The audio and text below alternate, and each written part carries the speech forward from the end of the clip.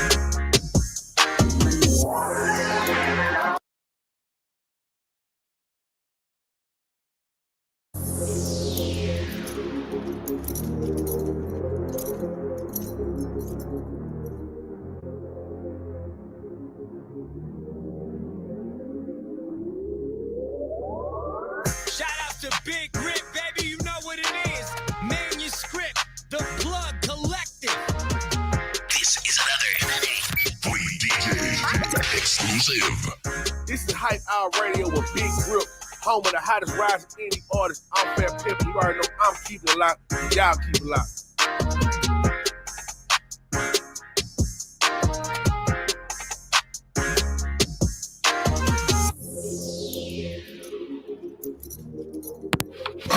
Sure, man. Yeah, man. Yeah. Yeah, man. It's your boy Big Grip today. The coach professor, man. It's another one. We all fin here. We doing what we supposed to do. Now we told to. Hold on, where my clap sit? Let me clap. No, I got some. Let me clap some. And this for me. This ain't for this nigga over here. Nigga, I feel good. Yeah. I scratched this one off the bucket list. Yeah. I don't know if y'all called him one. I think they called you one. I think you're a legend. Appreciate it. Taste the legend for sure. Let's cheers into that. Yeah, I gotta go get me a cup of ice, man. What the taste like? It's got like a candy, almost like a candy cognac taste. You remember that Villion. It look like Villion. Yeah, that's what it is. Villion, man. I don't know. Come on, let's go and get the nigga out the way. Yeah, man. Big shout out to P Skills, man, for this Villion Paris, France cognac. VSOP cognac, exquisite spirit distilled from French wheat and natural flavors. That's what it is, vanilla and spice. I said it was candy. Oh, Yeah. So I'm gonna call this the ice spice, man. That's the ice spice. Man, it's good, bro. It's very tasty. Man, we in here, man. You know what it is, man? This is a special edition. Cowboys ain't playing. So Pimp said, fuck it, man. We fuck them games. Hey, look, I went to counseling this week, man. You know, when I talked to my counselor, that was one thing I vented about. It's all right. Yeah, it's cool. It's gonna be good. Yeah, my mental health is good, man. You know, but the Cowboys send me somewhere, man. They do. They send me somewhere, man. Like last week, bro. I'm like Lord, like why? Like we rally behind these boys. They go out there and don't even play. Sometimes I wonder, like, do they do that on purpose, man? Because, hey, it felt like a script, bro. We had Dak was up for MVP. Mm-hmm. CeeDee Lamb was the number one receiver. Yeah. They've been throwing balls to each other like peanut butter and jelly connect. Man, all season long, last season, bro. When you watch NFL games, when they have off games, it don't make sense to me. I watch high school players, even when they have bad games, they still be out there giving it their all. Yeah. College games, they be out there giving it their all. But them NFL players, they're like divas, man. They do. Be like, man, I should have took off today. You know, bro, that's how they play, bro. I watched Lamar Jackson say in the interview yesterday, they said, what you tell the players at halftime? So I cussed them out. And like, when I look at a quarterback, what's up with it, fam? When I look at a quarterback, bro, I'm like, why Dak don't get on his players like that, man? You know what I'm saying? It's like, come on, bro. Like, for me, it's like every year I'm buying new jerseys, I'm buying tailgating spots and tickets to the games, bro, watching TV, man. Like, we got to pay to watch it now, bro. We be on Amazon and... I be peeping how they come be on, doing it. I be like, man. I got everything already, so it don't bother me, but I be like, boy, this money thing is really getting off in there. Like how they put the Thursday night game on Peacock. Come on, bro. Like, even baseball, bro, they signed on Amazon now. The Rangers, you know how I've been on Bally Sports all these years, bro? But Bally been about to, they said they was going to go out of bankrupt like 2 or 3 years ago. Well, they signed on Amazon the other day. I watched it on the news, man. So, you know, man, but that's that. If somebody ever want to know if I'm stressed out, bro, if the Cowboys is losing, bro, I'm stressed out. You can have my son right here, man. Like, this, yeah. I'd be like, when they play, man, they can fuck off my day. You know what I'm saying? Like, especially if it's the first game, like, and they lose, and it ain't, I just don't be right, man. You know what I'm saying? It would be different. It would be different, bro, if we wasn't America's team, bro. That's what y'all heard what he said. Yeah, America's team. Everybody want to say it's new America's team. Yeah, y'all was. No, we still are. You know what I'm saying? Much high expectation. Yeah. The problem is, bro, this is what the real problem is. The problem is when you're America's team, you get the most hate.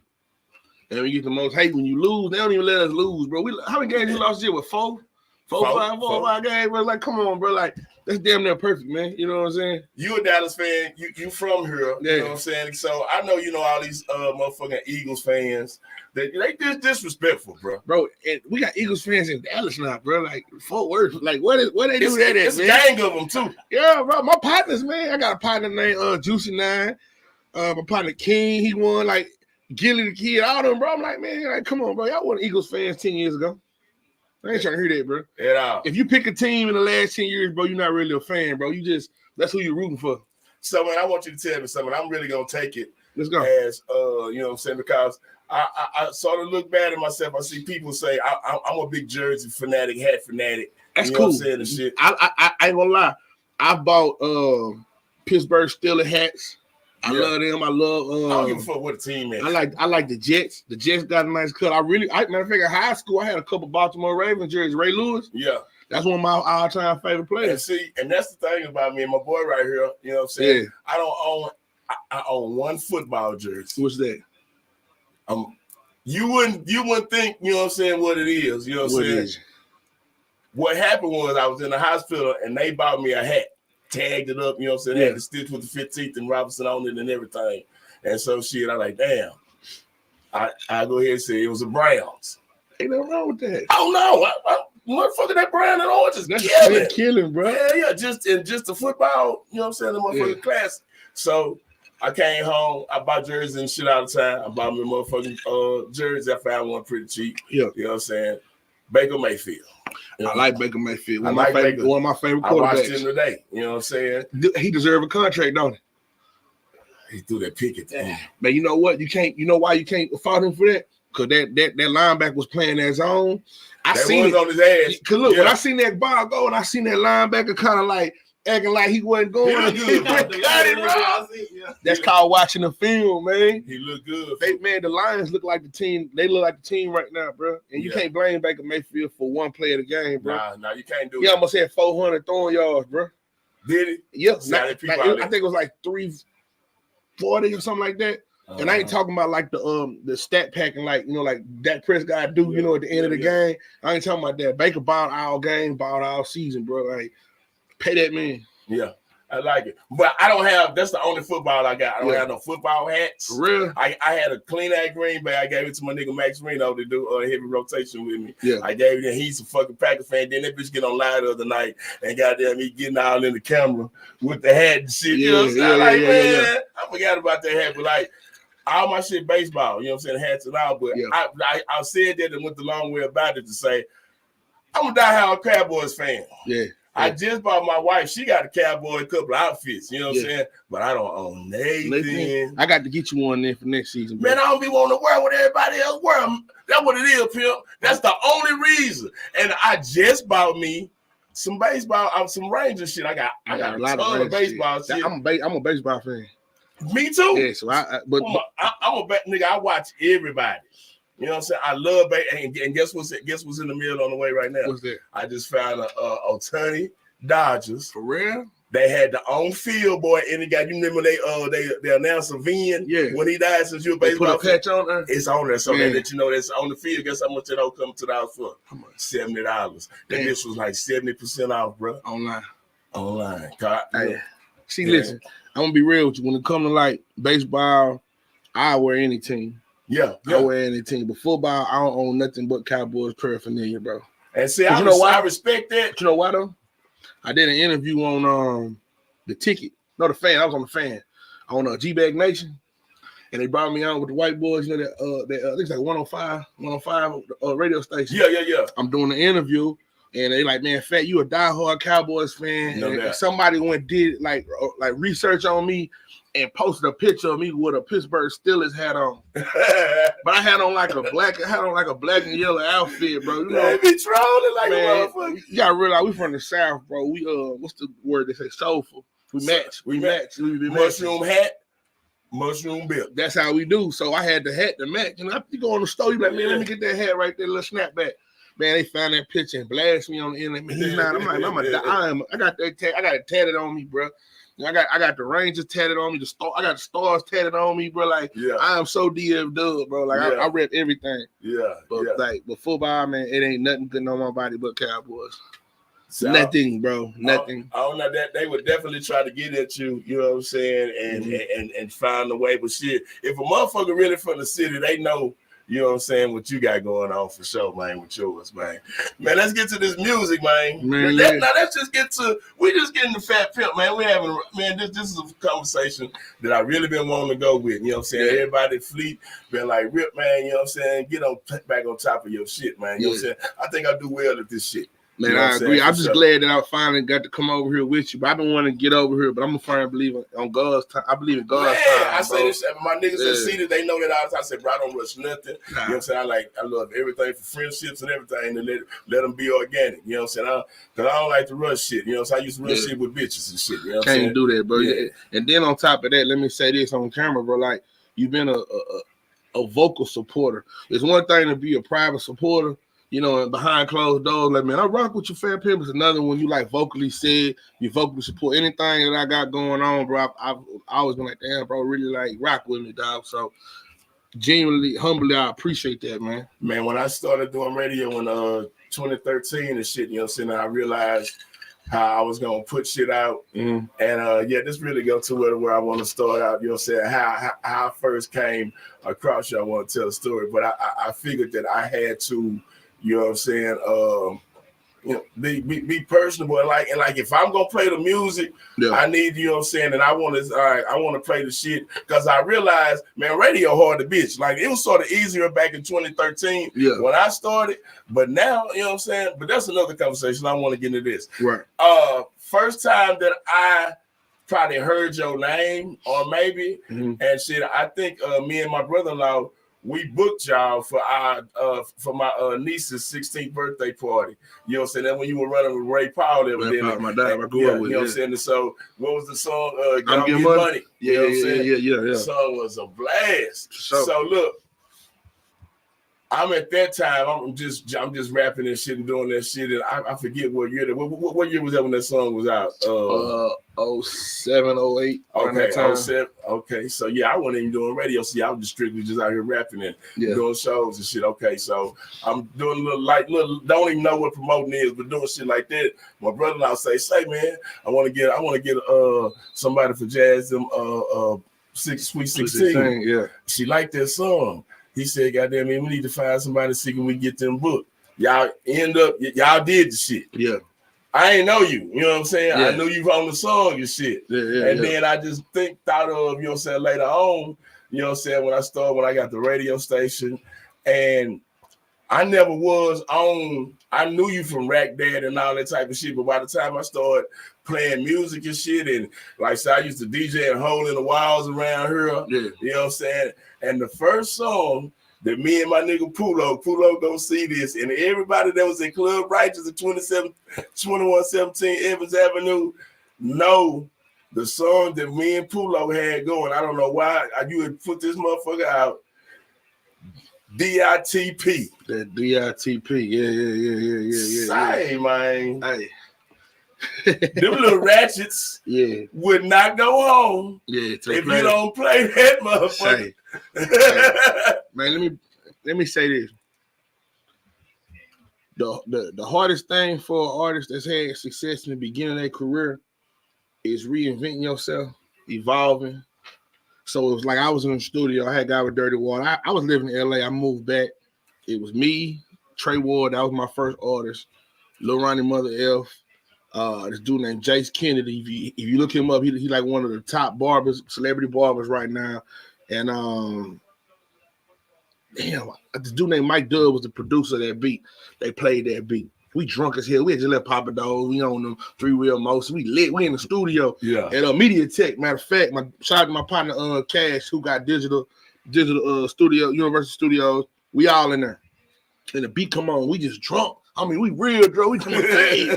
And only thing in my head was James Brown. Because I'm a diehard James Brown fan, bro. So I tried to embody what James Brown would sound like if James Brown was from Texas. Bro. Yeah. That's why I come in. You're gonna make me dancing. Bro, I took a video. This is back when people first started like recording their sessions.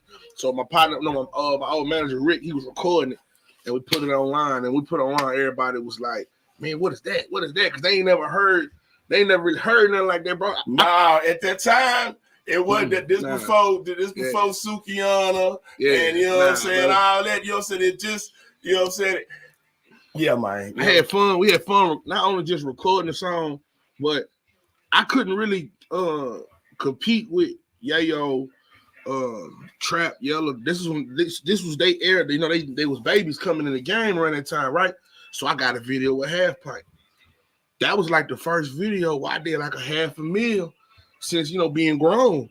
Cause I was like, damn, you know, like why I can't get on. What video was that? DITP. It's a video to that? Yeah, man, Half Pint shot it, bro. We shot it at my homegirl Danica crib. Like, it was so ghetto and ratchet, bro. See, I told y'all, even I be up on the rock. Now this is a song that I consider something that's a part of, you know what I'm saying, my underground lexicon. That's the first time when I see what songs can do and how I can goddamn me bring a song to somebody, you know what I'm saying? And so like, and I still don't know this motherfucking video in this 2013, 2023. You gotta understand, like, I threw the record out there just to have something out.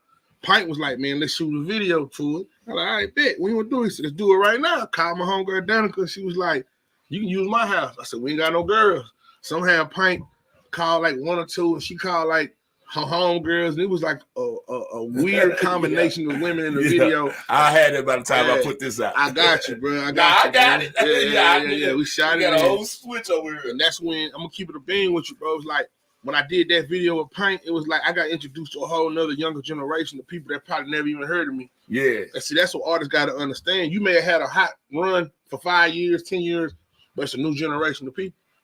You dig what I'm saying? So I put that record out, and so many people who are real DJs in the club, they love that record. I'm about to bring it back out. Say it, but when we talked last week or whatever, you know, saying before the story came through, I've been here just digging into some other stuff that ain't never hit me rotate. I'm playing a lot of shit from work now, but you know what I'm saying, I threw that bitch in, and when that bitch popped off, I was like, yeah, that motherfucker still got it. You know what I'm saying? I listened to it earlier, man. Yeah. That's one of the things that I said. And what you just said is where like a bunch of the guys, this doesn't even happen. You know, it's like I seen when we played DITP, you know what I'm saying, and then, you know what I'm saying, Pulo want to do a little, Pulo, he really the DJ, he want to, you know what I'm saying, do a Fat Pin Rum, he do Rag Dad and shit, and nigga, they were like, man, put the DITP back up there, you gotta understand, man, people grow up, you know what I mean, like, when you was young, you want this, but now you like, man, this is what I want. So shout out to you, and shout out to everybody who like, when they hear that record, they embrace it, man, because as an artist, that's the best gratification in the world, is putting out something in the universe and people responding to it. You know, man. So we're gonna bring. I gotta tell a story. Shout out to my manager, Derek McKinney. He wanted to put Mystical on it. Right before he went, you know what I'm saying, he went to jail, bro. We was trying to reach out to him. No, that wouldn't work right No, now. not right now. But when it first came out, bro, we was trying to get Mystical on it, bro. That seemed hot, and I'm looking at it in hindsight, you know what I'm saying? In my head, it's like all I heard was just like, you know, just how he called on the song, bro. Yeah. But I mean, now it don't really make sense, you know what I'm saying? But at the time, bro, that's what I wanted, bro, was Mystical on there. That would have been a nice thing at the time. Yeah. Would it have played well over time? We never know. That boy sitting behind bars for digging in that pussy right now. Man. Is he getting out or what? I don't know. That's my boy. I was playing him the other day. I was going through a folder of his music. I was like, man, that nigga jail like a motherfucker. Yeah, bro. That's one of my favorite. I don't say rappers of all time, but when it comes to like cadence, rappers that got great cadence, man, and original, creative, man, that's one of the artists that I could say.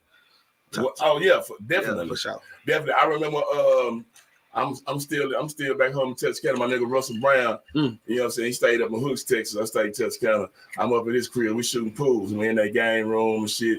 This nigga throw on the Mystical. He's showing me, you know, that first one. You know what I'm saying? Well, I think it was when he had the Grambling jersey on and shit. Yeah, with the blue cover. He sit right there. The first one. Yeah, so like, we sitting there playing pool. I'm like, I don't know, bro. Like, I said, them beats are jamming, but like, he different, fool. And then, like, I've been an East Coast nigga my whole life. Really? Where I grew up from, I'm from Texarkana. Okay. You know what I'm saying? That's 3 hours from Dallas. The Texas side or the Arkansas side? Well, I'm a Texan. I had to ask. Don't I feel like a Texan to you? Yeah, that's what I had to ask, bro. Okay, because my first time having a show down there, I didn't really understand that.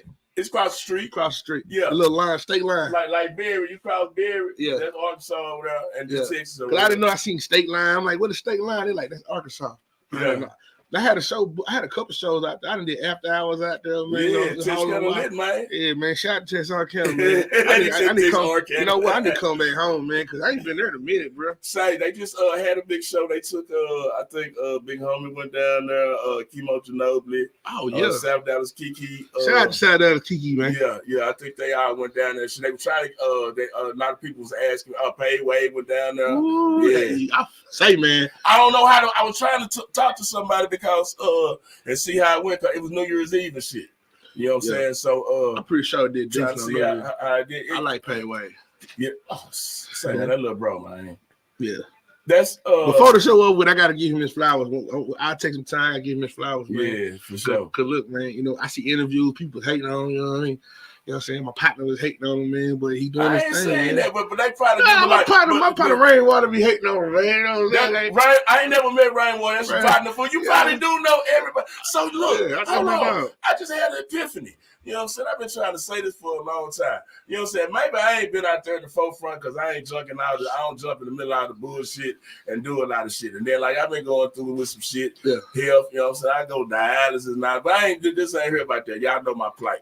Yeah. But look, you know what I'm saying? I want to be messy sometime and get some more likes. Fat? Yeah. What I need to do, bro? Listen. What I need to do, I don't man? Get a lot of likes. I want to be like Bobo. No, I can't do that. You know why? Because at the end of the day, I'm an everyday street person, bro. I walk around every hood by myself, bro. Me too. No entourage, so I can't do everything that other people do. Yeah. And I'm cool with that. Yeah. I'd rather pay for my promotion. Yeah. If you dig what I'm saying, like TikTok now, you gotta pay for your posts and stuff to get it going. I'd rather do that, bro, because I can't do the I can't play the internet games, but I got kids. I coach baseball, I coach football. That's what's you know what I'm saying? Sure. I be out and about. A real life artist, you know what I'm saying? Like I realized that artists, you know what I'm saying, to make money from music and all that kind of stuff. I don't know why, you know what I'm saying, we have to get off into the limelight and try to make TMZ and shit and all that shit. But like, if you're a regular person and you're a movie script writer, you own the studio, they regular people. They go to their kids' baseball games, their soccer games. You know what I'm saying? I don't know why we have to throw too much of the light on it and try to, you know what I'm saying, be superstar. But I guess that's any part of entertainment. Though. No, it's not any part. It's just black folks. Because you don't hear like Luke Combs and stuff beefing with other country artists. You don't hear Luke Combs on the blogs, nothing like that. No, it's just black people. It's black people, black culture. Well, that's what this is. They put it purpose, man. I'm gonna point up for it. That's what I've been doing this for 8 years. Point up at the top. Yeah. And you could probably help me with it because when I'm pointing at is some offices at Warner and Sony and Jazz at the top of the people who sit up there. But you know what it really is, bro? It's our upbringing. It's our upbringing because us as blacks, we hate people that look like us. One thing I realized in this rap game, and I try to be quiet because I don't like discrediting people, but one thing we always do, when somebody get hot, they really get going, I always say, in DFW, you got 6 months before somebody say, man, I went to high school with him. What does that mean? Oh, he's not from the neighborhood that he represents. Why he not? If he represents that neighborhood, he putting y'all neighborhood on. That's what happens out here in DFW. So it happens with every black neighborhood, man. It's like, I don't be trying to hear that, man. White folks don't deal what we deal with. We make problems. You ever think about it? We make our own problems, bro. Think about it, bro. We really, really make our own problems. Look at what's going on with Diddy, bro. We sitting back and we got our own problems. Everybody got an uncle probably that done some old crazy stuff. You know what I'm saying? It's been in the penitentiary, done something. But you on the internet bashing Diddy for what he got going on. You dig what I'm saying? We worried about Tyler Perry sexual activities. You dig what I'm saying? They got nothing to do with us, bro. We all got and I don't get. And personally, I don't get caught up in it. I raise an eye at it. Yeah. And then I like the other day I seen the preacher talking about Tyler Perry show was slick. He was slick. He was slick. RuPaul couldn't do it, but Tyler Perry did. Look, man. He showed us how they said it. Like, I mean, I said, man, here a man in the pulpit, you know what I'm saying, using his platform and what Jesus, I don't know, but it don't bother me none because I'm not gonna never be in the bed with it. You know what I'm saying? But my thing is, this is what bothers me about maybe he did or didn't. It don't matter if he did. It's their business, dog. They gotta answer to God. And I don't look at preachers as immune to doing, BS. I'm like, bro, I got my day one dog, you know what I'm saying, as a pastor. He broke it down for me. He said, man, I'm not perfect. I'm the vessel. Mm-hmm. I'm gonna give you the word every week. That don't mean I'm doing right every day. I'm human. And that's why we got to start just, open up our book and reading our book for our own understanding and our own direction. We was doing manuscript in the morning. 4-5 Judge, Kitty, myself, and you know what I'm saying. And we had a whole bunch of good following. A lot of them RBG motherfuckers fuck with us because Judge, he said natural jury and you know what I'm saying, vend a lot. So we just had a whole bunch of different type of folks that tapped in. Bruh, I'm 48. Yeah. You know what I'm saying? Goddamn, I mean, my kids are grown and shit, and goddamn, and we still trying to, you know what I'm saying, do what we need to do. I've been through a lot. I know who my higher power is. I you know what I'm saying? Me, I'm a Christian. Yeah. And I tell the motherfuckers be on and woke me up sitting right here, niggas sitting across from me like you is, and they done said some insightful shit. And it makes sense that I know it do. You know what I'm saying? I'm like, it raised my eyebrow. Killer Mike got one of the best albums to me right now. All time. Right now, I think that might be this album should be for like, you know what I'm saying, album of the year. It should get the Grammy this year. I hope he get the Grammy in a few weeks, man. Thinking like, you know what I'm saying? It's perfect, bro. You ever heard it? It's very rare you get an album that's perfect, especially from the way music is now. They feel like if it ain't young, it ain't what it is. But when you really think about it, if it ain't broke, don't fix it. Killer Mike went to how you create a hip hop album, bro. That album perfect, bro. That album perfect, man. And it's rare I ever say an album is perfect, man. Say it's rare. It's rare, man. That album is perfect, man. Shout out to Killer Mike. Yeah, man, that's a dope album. But like some shit that he say on there, it confirms the stuff that my nigga like 4-5 say. And I like, you know what I'm saying? I understand God is within me now. Right. You know what I'm saying? But I grew up as a, you know what I'm saying? My papa built the church. For real? Yeah, you know what I'm saying? Like where I grew up from in Texas County and shit. And so like I grew up in the church. And then even when I got here, my wife's family, you know what I'm saying? They was involved in the church. They had their own churches as well. You know what I'm saying? Rest in peace, my mother-in-law. You know what I'm saying? She was evangelist. So like I just grew up around it. And I said all that to say I'm not changed. It's too late for me to change any thought process. Yeah.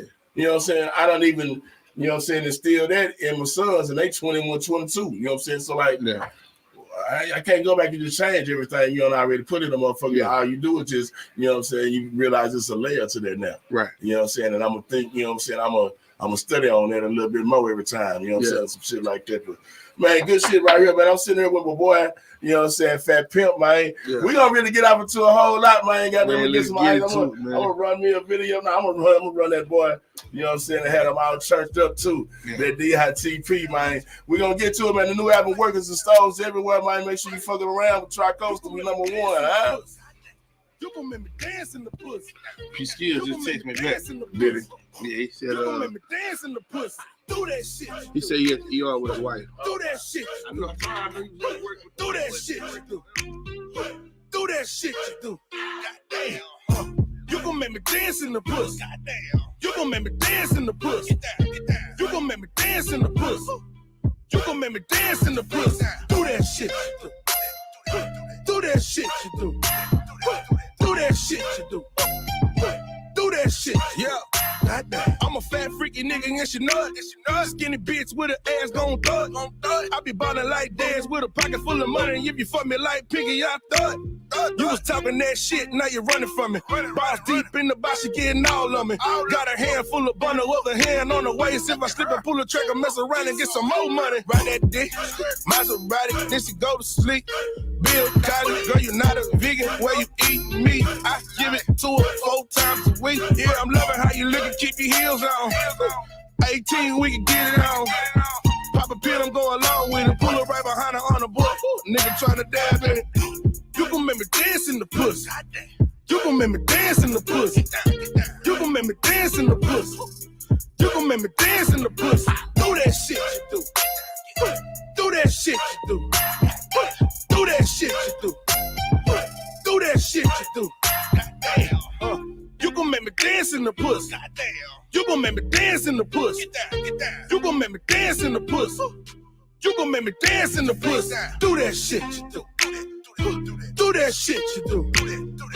Do that shit you do. Do that shit you do. Goddamn.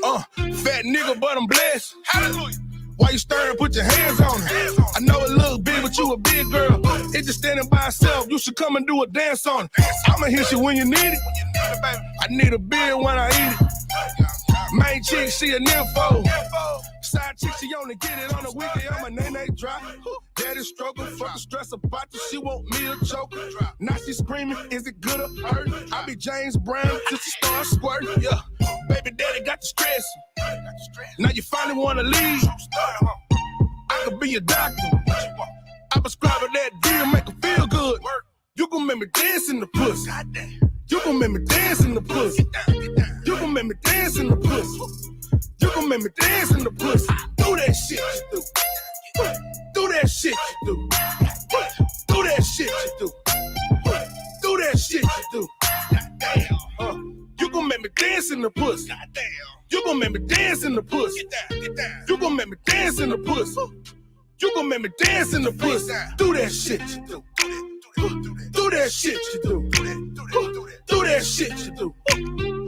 Do that shit you do. Goddamn.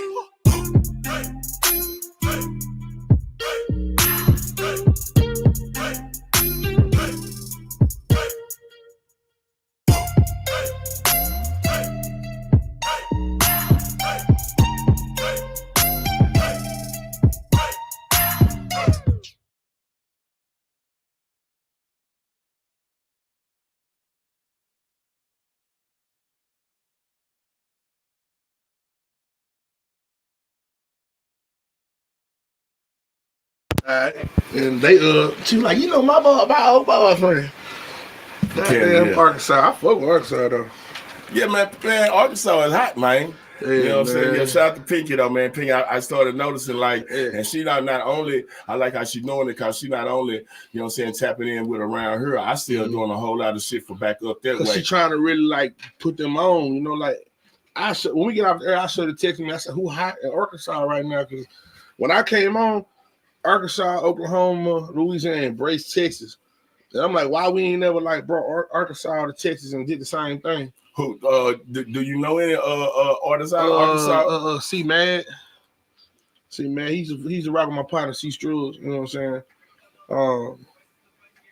You know Bankroll Freddie? Yeah, I heard the name for him. sure. He locked up now, man. Yeah. He rock with my partner Bow out here.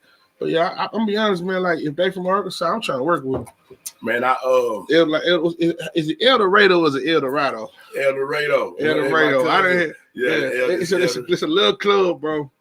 They used to book me at least every 3 or 4 months. They used to book me at this spot. Like, how you don't know the name of the club? Because I think they changed the name. Yeah, that could have happened for sure. Yeah, before the night over with, I'm gonna tell you the name of it. I'll put it to you like this: the club is on this side of the street. The hotel they booked me in was across the street, and down the street was and look, after the club, the only thing open was a Blimpie inside the gas station. But I'm like my partner me turned me on to this, man. This club, they stayed booking me, bro, every 3 or 4 months, bro. How much back then was you going down there for? 2,500 for sure. And doing 2,500 and working with some roll me up, face down, ass up. Yeah, like they see, this is the thing. Lil Rock and like what's it, Fort Smith. They was on like Rack Daddy and stuff and all the old stuff, but when that face down, ass up, the whole twerk movement came on, it was like. That's when I was in El Dorado. I was in Monroe, Louisiana, and stuff. That's when I would leave to Shreveport. I would have a show in Shreveport and take this one little road. I don't know what highway it is. You would take from Shreveport a little road. You go up to El Dorado, bro. I'm telling you, like I really did. Just a lot of people don't understand. It might have been 82 or 67. Next time you start talking, I'm gonna put a map up and I'm gonna show you, bro. But like, I'm one of them people where God has blessed me, bro, because from 2007, I have been able to do shows, bro, and provide for my family. That's what I for a long time, for a very long time, bro. I had ups and downs, bro, but man, for the most part, man, I ain't really had just too many fell on my ass moments financially. You know what I'm saying? Because the music, if you make good music and you consistent, you gonna get them shows. You're gonna have a dry spell. Now you gotta do is figure out ways to maneuver through that. Like right now, I be writing. Yeah. So I made money doing that. But when it comes to doing them shows, man, them little small towns keep you paid, bro. Exactly. You know what I'm saying? So folks should sit here and listen to that and hear them words and understand that, you know what I'm saying, they need to quit focusing so much on your own motherfucking time. You know what I'm saying? From everything. I think so many motherfuckers get struck the wrong way, you know what I'm saying, or they stream or do they shit just for the motherfuckers for notoriety in their city. You know what I'm saying? Motherfuckers want to know. You want folks to know who you is when you go to the Walmart? Fuck that, bro. Highway 79. Nah, that different for me. So it's 20. You take 20 to 79, then when you get right here to Dodge City, you hop on 15. And 15 run. Shout out Dodge City. Yeah. Now I do know that was some of my family land was at. For real? Okay, then once you take 15, it drop. It literally, when you ride 15, it's dark as hell. If you go to night, don't be no. That's why you will hit a fucking deer. Yeah, it's when dark, you come up through Arkansas and all that. It's dark as hell. Did that. Like, bro, when you pull up in El Dorado, bro, I swear to God, as soon as you pull up, it's like gas station and then the club right there. But for me, I'm a Texas boy, so I don't really understand. Like, they know how to navigate through the backwoods, man. But when you get there, you in the city, bro. Yeah. And you say you in the city.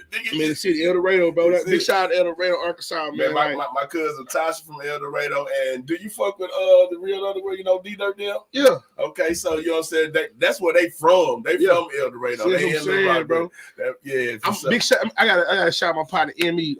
Dance Like a Stripper. That was his song, and he was one of the people where he would go do a show and he would leave a stain on the promoters. He'd be like, y'all ain't brought Fat Pimp out here, or y'all ain't brought Lil Ronnie out here. Yeah. I'd have done me and Lil Ronnie used to go right on tear it up, you know what I'm saying? Yeah. Say, man, when speaking of Lil Ronnie, you know what I'm saying, like, I know one of the first things that I fell in love with, you know what I'm saying, when y'all did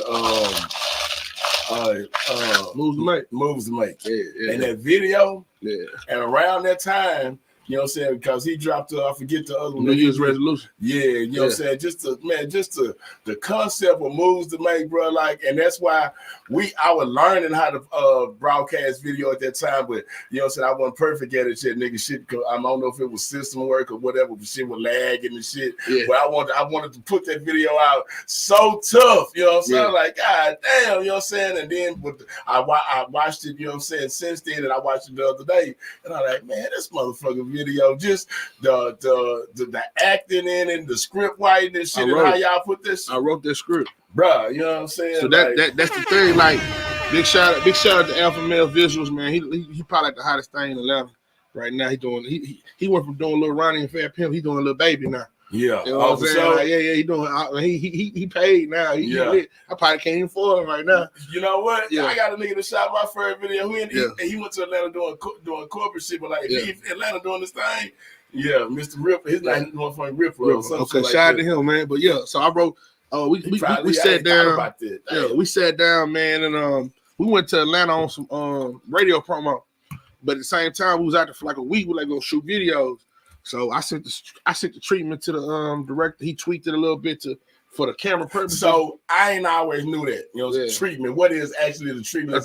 A treatment is like if me and you got a song and we come up with a concept for the video. Okay, so that's what the concept is. You got to break it down scene by scene. What happens, dialogue, or like I used to like go on my laptop and I would type out everything that I wanted, and the director would go in and change. He would put visuals to it, like pictures and stuff like that.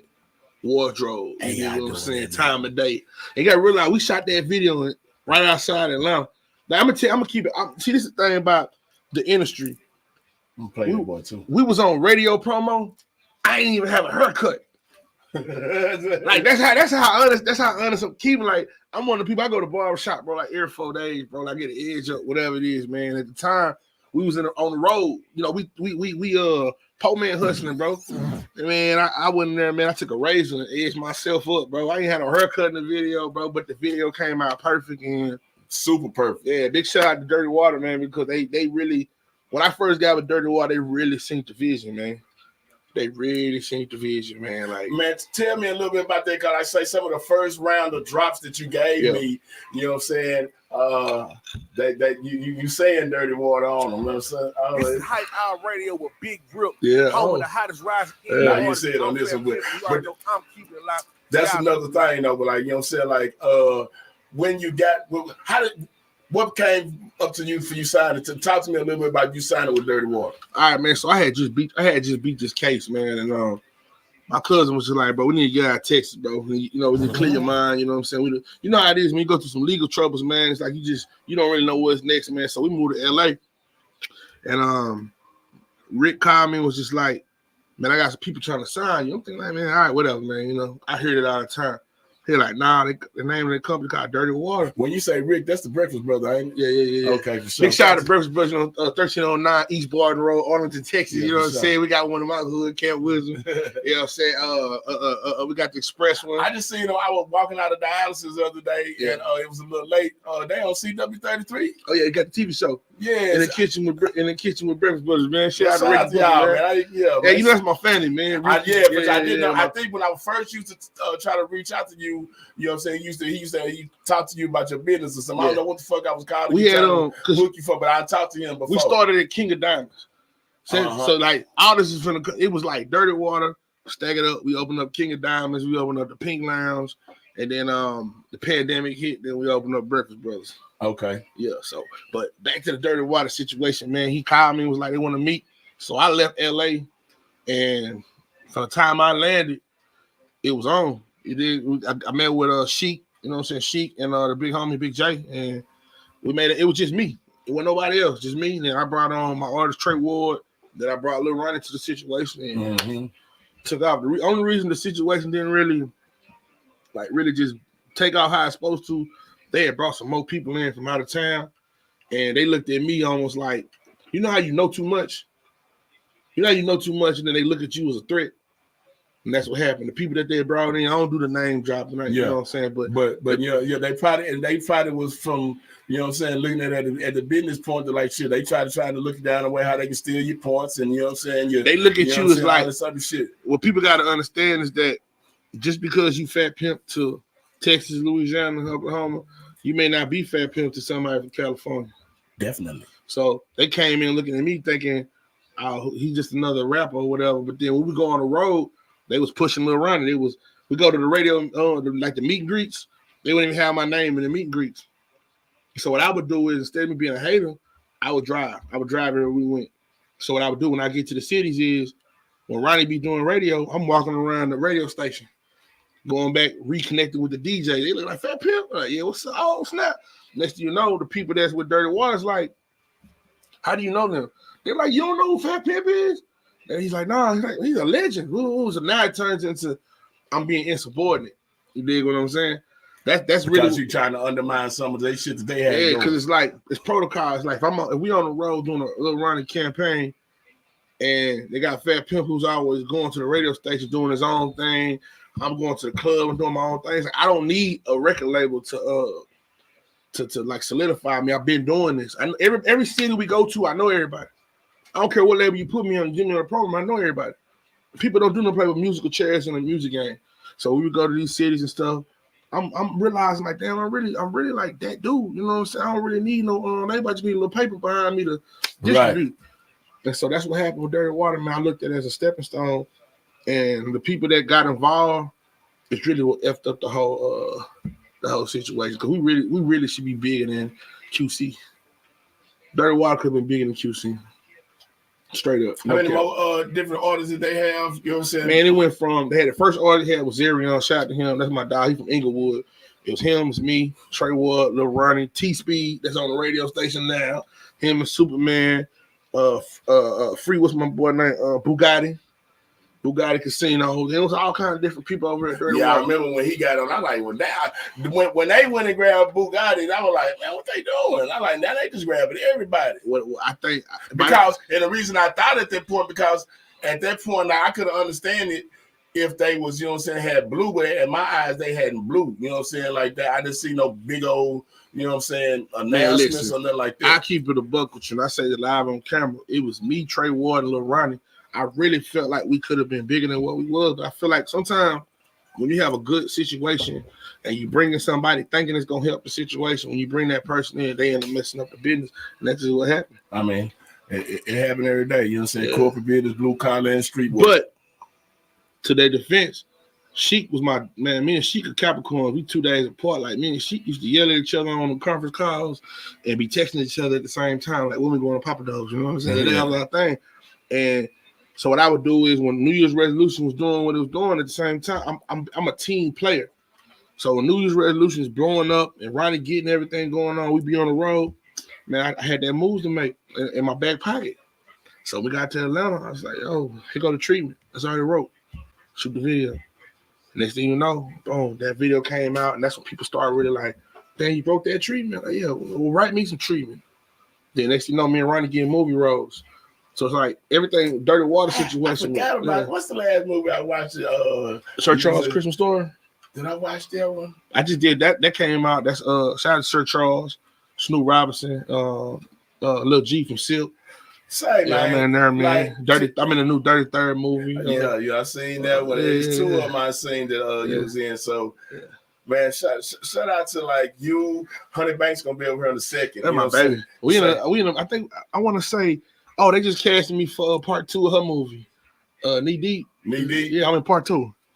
Stop playing, man. Like, shout out to Honey Banks. That's my baby, man. That's my baby, man. Yeah, I've been watching her, like, say, every time she used to come through some of the places we be out at or whatever, like, damn. And then, like, say, I'm real tight with them, you know what I'm saying, best show in town niggas, you know what I'm saying, J-Rock. That's what I'm saying, Juice. Now he a fucking Eagles fan, bro. Justin. That's my twin, bro. Like, you gotta see, that's why I say it's 6 degrees separation. Like, you know, like, even with him, man, that's my dog, man. Like, I had never really like kicked it in Pleasant Grove before. Until I did a song with him, did a video with him. I went over to Pleasant Grove, was like, man, it's a whole nother world over here. Is it? They retarded over there. I don't know if you can say retarded no more, but they out their body over there, man. Yeah. My understanding Grove, man. She stayed with her for what is that? Military. Yeah, all that, bro. Military, Bruton Masters. 6'5" John West, kind of Jungle West, man. I went over there. And look, I'm telling my partner, he said, well, yeah, that's I'm on John West. Say, Red, he said, nigga, he almost had the duck bullets last time he left from your crib, man, over in the Eastwood. When we get out, listen, bro. I had experience in every neighborhood, bro. Come from Como. Como, I had a little experience over there.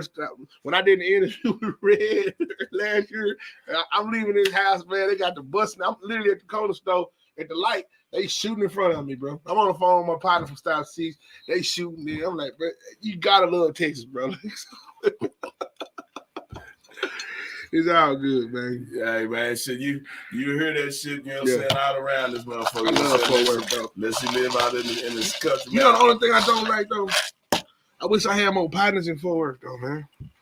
Well, shit, we gonna work on that. Yeah, I mean, Fort Worth cool, man. You know what I'm saying? Like, is Como considered Fort Worth? Most definitely. Okay. The west side. West side. I got partners in Como. I got a lot of partners in Como. I know you. When you did the shit with Cadillac and Pee Wee. We all went to college together. Oh, for sure? Yeah, I went to college together, man. Pee Wee, man, that's my dog, man. Pee Wee one of my favorite fathers, man. Like how he be handling his son, you know, like that's what I'm saying. Like it's deeper than rap with them. Yeah. You know, with them, Trap Squad Quartet when they was doing their thing. Yeah. The John the Runt and all them. Yeah. Which one? That's the one. That's the one. Cool. Nah, it was one of them motherfuckers past. I didn't mean to say motherfucker, but it's a Prada Valley? Yeah, Prada. Yeah. God bless his soul, man. Man. But yeah, for sure. The record, he's still doing his thing. He's still doing his thing. My partner, you know what I'm saying? Will Instrumentals. You know Will Instrumentals? Yeah. Man, I heard that name in a minute. Man, let me tell you something. Will Instrumentals, on God, bro. That boy used to be on fire. Hands down one of the coolest producers ever, bro. Him and T-Riff, my partners, they're my Fort Worth people, man. Like, I love Funky Town, bro. Yeah, man. The Funk Words, man, and there's a lot of dope artists over here too, man. But like I said, I just think, you know what I'm saying, they do it for the show. You know what I'm saying? Like saying then, you know, just to be able to cause when whatever, you know what I'm saying, if they got a titty club open, you know what I'm saying, and it's on fire like the KOD used to be, or some shit like that. You know, we don't have our spots over here. Flash. Bro, the city used to be out. I love and all the motherfuckers who got a little motion.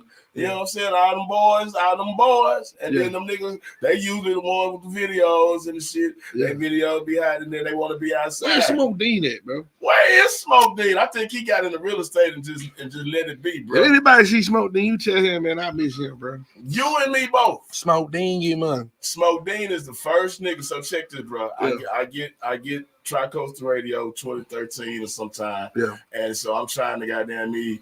I'm saying I'm gonna push niggas in Texarkana. Mm-hmm. You know what I'm saying? Like, but shit, I'm realizing shit. It ain't nobody shit. I'm the last nigga that was rapping in Texarkana. I'm like, these niggas ain't really doing shit. You know what I'm saying? So I'm like, okay, I gotta put it on DFW. These niggas don't know me, but you know what I'm saying? And they don't know nothing about don't nobody know nothing about digital radio and shit like that. You know what I'm saying? This shit early as fuck. So I'm like, shit, fuck it. Let me look around here. You know what I'm saying? And then rest in peace to goddamn Funky Town Eminem. You know what I'm saying? I used to work at the pawn shop. Funky Town Eminem. If you know Funky Town Eminem, that's one of the niggas that goddamn me kept him goddamn by 6 amps and 2018s in the goddamn me Suburban. So niggas like that stay at the pawn shop. Nigga, you trying to upgrade amps and got the crossovers and shit. But he knew I was fucking around with the radio and I was rapping at that time. Yeah. And then I started doing the radio and shit. And that nigga used to put a nigga onto a bunch of shit. But that motherfucker, he come through and the weed just hit me and I ain't even smoked. You know what I'm saying? Goddamn, but before you got here, and I forgot what I was going to say, bro. Maybe it's that goddamn EP skills, that really old. But you know what's so crazy about Texas, bro? It's so many little small places that got talent. Because you speaking on Texarkana, my roommate, dude named Sam Irvin, his producer name is Knucklehead. Knucklehead on the Come bass. on, bro. Stop playing my roommate in college at TSU. You know Knucklehead? Man, God bless his daddy. Man, I was there when the daddy passed, bro. Like, that's what I'm saying. Like, that's my friend. My friend. And that's why I say, like, certain people is different. Like, damn, man, that shit. Yeah, come on, Knucklehead, bro. Like, Knucklehead give me beats for free. For sure. I ain't never paid a beat from Knucklehead. Even when he was with August Alsina, bro. Yeah. On that I Love It, when that shit was taken out. Hell yeah. And Knucklehead used to be like, "Fat, come to Atlanta, man. Come get these beats." Yeah. He was rocking with Rocco. Yes, he was. That's what I'm saying. Like, that was my friend, bro. He used to give me beats, bro. And that's why I think this whole industry, man, once you create relationships and network, bro, you good forever. You'll never have to worry about that shit built like that, bro. Like I be forgetting of some of the motherfuckers. I did a few features with some people and shit that I connected with through the radio. You know what I'm saying? And like, so I got some friends and like sort of like dealing with what I've been dealing with. I sort of forget, like, I don't see these niggas every day. Yeah. I know these niggas through Facebook. Yeah. You know what I'm saying? But you know what I'm saying? Y'all are friends now. You know what I'm saying? I talked on the phone. Y'all done goddamn me swapped merchandise and shit. You know what I'm saying? Like that. Y'all are friends now. I thought about 6 or 7 months ago about 2 people that, nigga, I even did songs with them. I'm like, damn, I forgot this nigga VP of urban marketing in Warner. Yeah. You never know. No, I knew. Yeah. But I don't talk to him like that. I talk to him on some, we talk, but we talking about some rap shit that we gonna do. You know what I'm saying? Or his new album that he did with Divine Sons or some shit. You know what I'm saying? We talking about, he's sending me some Divine Sons shit. We ain't talking on that level. You know what I'm saying? And I'm like, he's like, yeah, man, anything you need me to do, everything. I'm like, damn. But that's what you just said, the relationships. And then especially because you don't know a motherfucker know you fool and know you fat pimp. And nigga, any conversation, they gonna drop fat pimp in that bitch. Of course. Niggas, you know what I'm saying? We got a thing over here where motherfuckers come over here and they get the name drop. Oh shit. Here come name drop Tony. You know what I'm saying? Nigga.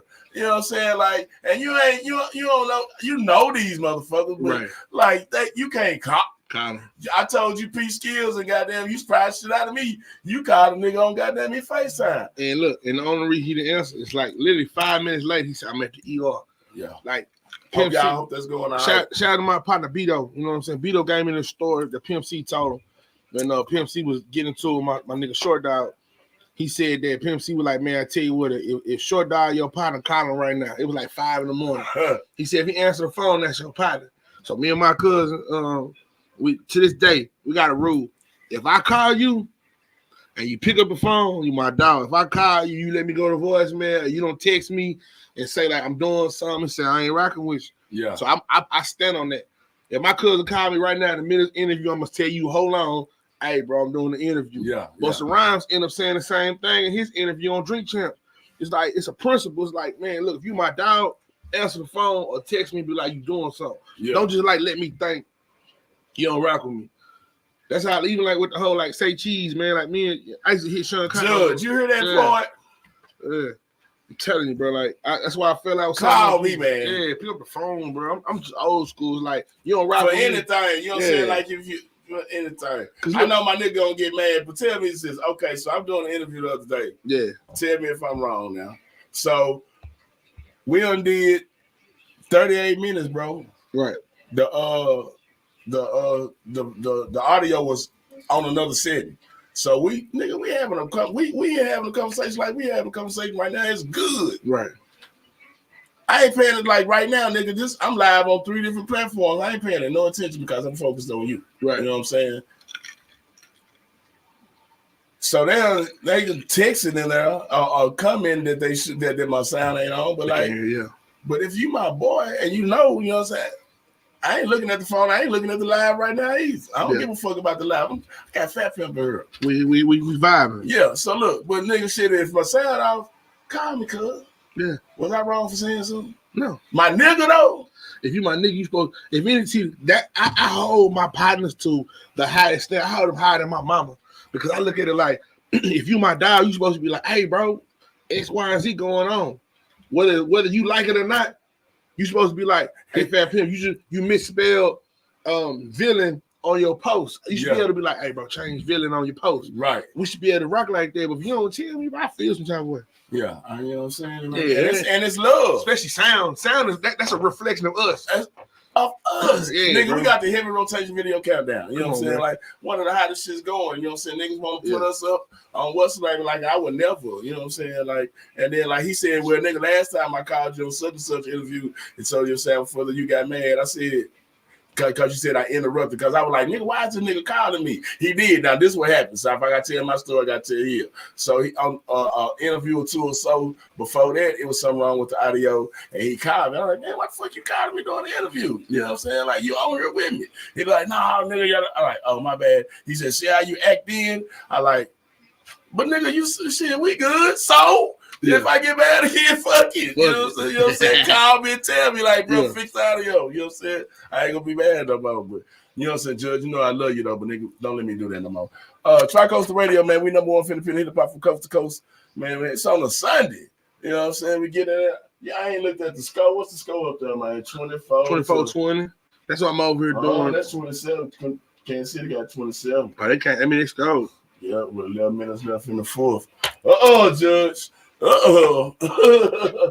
Yeah, man, it's a wonderful thing, man. Tell me a little bit about, you know what I'm saying, after Dirty Water, you know what I'm saying, when that thing go, what was your next moves, you know what I'm saying, of, you know what I'm saying, staying relevant, because I always see you working, bro. So I'm going to tell you how it went. When the Dirty Water situation wasn't like really just moving in my direction, we had King of Diamonds going on, so I really wasn't tripping, bro, because that's a whole lot of cash coming in. KOD was crazy. But what ended up happening after that, man, like, it's so much negative stuff that goes with the strip clubs, from the ICE to the tax office, man, the police, but so much BS that go on. But at the same time, I was saving money, man. Shout out to my wife, man, because she kept my mental health, because I was ready to lose behind King of Diamonds, bro. We ended up losing KOD. I know, man. Tell me, who put Jonathan Stewart in as the manager? How did he become manager? And did he help? Is he the reason y'all went out of business? No, hell no. First of all, Jonathan Stewart is part of the reason why we never had people stealing money. Jay Smooth was one of the most solid, I ain't gonna say down to earth, but he probably one of the most. Jay Smooth was one of the probably the most solid people I ever met in my life. I met Charleston White through him. He brought Charleston White to my house. Uh-huh. And I remember when he first brought him to my house, I'm looking like, man, what is he? Because we was recording, he said he wanted to do a song. So he the stuff that he was saying out there, I was like, yo, my son was a baby, bro. And my son in the crib, man, Charleston over there on the microphone, just talking to you black niggas and just going on. But I would have never met him if it wasn't through Jay Smooth, Jonathan Stewart, man. Jonathan Stewart was our manager at King of Diamonds, and when I say he was so solid, bro, he never stole a dollar. Yeah. He made sure business was open. He made sure everything was good. That ain't no lie. Like, people can say what they want about him, bro, but when I think of a person that's honest and a friend, Jonathan Stewart was that. King of Diamonds wouldn't have been what it was without him. I always talk about, you know what I'm saying, how he, you know what I'm saying, was so big on stage presence and, you know, seeing the stage shows. True. And he always pull up them pictures and shit where he was up on stage he doing his lying, thing. Man, I got, he the first interaction I got with P Skills. Yeah. He had, did some with P Skills. He wanted to interview and shit. Yeah. And it was during pandemic. They weren't doing it in studio. And so shit, Jonathan wanted to come over here and use the lights and the cameras and do his, you know, for the interview with P Skills and shit. I like, sure, you know what I'm saying? But I've been knowing him long before he introduced me to a slew of artists, you know what I'm saying, that we used to mess with, and we come in like we unrubbed each other, but he always been interested in telling me, you know what I'm saying, he seen what the platform that I had and the equipment and shit that I was doing. He like, bruh, you know what I'm saying, you just need to do this, to tweak this if you want to get to, you know what I'm saying, where you need to be. And he trying to pull me on the dark side, you know what I'm saying? Bro, listen, like, let me tell you something. They used to laugh. Literally every Wednesday. Let me start from the beginning. We opened the King of Diamonds Wednesday. We had nothing. Jonathan was like, "We're gonna do New Booty Wednesdays." I remember the New Booty. Everybody, I swear he was talking big about the New Booty. Everybody laughed at Jay Smooth like he was. It was corny. It wasn't gonna work. But he went from having 5 people in the building until it was packed every Wednesday when people who didn't even strip was coming to do their thing. And then when he would come out, this nigga had a whole intro. Yeah, this nigga used to buy like the little fall guns and stuff. He would dress like Kanye West with the mask on and stuff, bro. He literally performed every single Wednesday. Yeah, that was his baby, man. And people out here in the strip club start stealing the New Booty Wednesday, changing the way you spell it. Jay Smooth was solid, bro. Shout out to that boy, that's my dog, man. Like, and that's another thing. Like, that's why I say, like, when you do good business with people, they your people for life. Like, he even helped me with I don't know if you ever heard the song I had called Hurt Their Feelings. Hurt Their Feelings was the first song that I had that actually had rotation on MTV and BET Jams. This is like 2014, 2015. Jay Smooth paid the money to help me get the video up. Yeah. I was short like a couple $1,000 or whatever to do it, man. Smooth was like, didn't even ask for $1 back. That's what I'm saying. Like, people don't see the stuff behind the scenes that people do to help keep your career going. Because like somebody believe in you and they got some extra money, they're gonna give it to you, bro. Yeah. And that's what Jonathan Stewart is my dog. It's solid. I hate that sometimes he get like a bad reputation on the internet, but I'm like, man, he'll give you the clothes off his back. Yeah. And then you always say about that, and that's why folks say that about Charleston. Like, before Charleston was Charleston, you know what I'm saying? They used to come over here and there's a different couch, but they nigga lay up on that couch and shit, and you know what I'm saying? Yeah. And do the same thing. And then like shit, he went to and got to his spot or whatever. So like you know what I'm saying? Then the nigga even went in on me and mine. You know what I'm saying? We probably the first people he went in, you know what I'm saying? But then gonna tell our mutual homeboy, tell Big Rip, man, it's a joke. No, nigga, you going too hard, bro. You know what I'm saying? So this is what I learned. Did it with rainwater. Rainwater broke. You know, I learned how to have thick skin. If you playing that game, right? I don't take nothing serious unless a nigga is like face to face. I don't even like saying the N-word no more. But like, if somebody ain't like face to face with me, I ain't trying to hear that. I don't take nothing. Internet is the internet. It's a whole new game. Nipsey Hussle talked about that with Rick Ross. He was like, the internet is a whole new game. It's a game that you gotta learn how to pimp it. You gotta learn how to work it, because you being in your feelings on the internet, you're not gonna win. You remember when Birdman did that? All 3 of y'all. I ain't gonna say it no more. That was gangster to me. Yeah. But the internet took that video. It's a meme. He went to a meme and turned it on all 3 of y'all. I'm talking to you. It was a joke to everybody, bro. Yeah. Being a bully ain't cool. Being a bully is not cool no more. Now it's like it's giving you don't have no money. It's giving, you know what I'm saying? That's what I'm saying. So like, I don't take nothing serious on the internet, man. I don't care if somebody diss me, somebody say I'm old, somebody say for sure. It don't bother me. Nothing bothers me in this world except what my wife and my kids say. Guaranteed. Because that's the people that I wake up every day and will fight the world for. Man, being that you said 2007, when did you put? Is that around the first time you started professionally making music and getting checks? So I'm gonna break it down for you. I'm gonna give you the Fat Pimp timeline. I middle school, 6th grade, I did my first little rap in front of school. I went to Duncanville High School, bro. I was on the baseball team, full ride scholarship, all that, bro.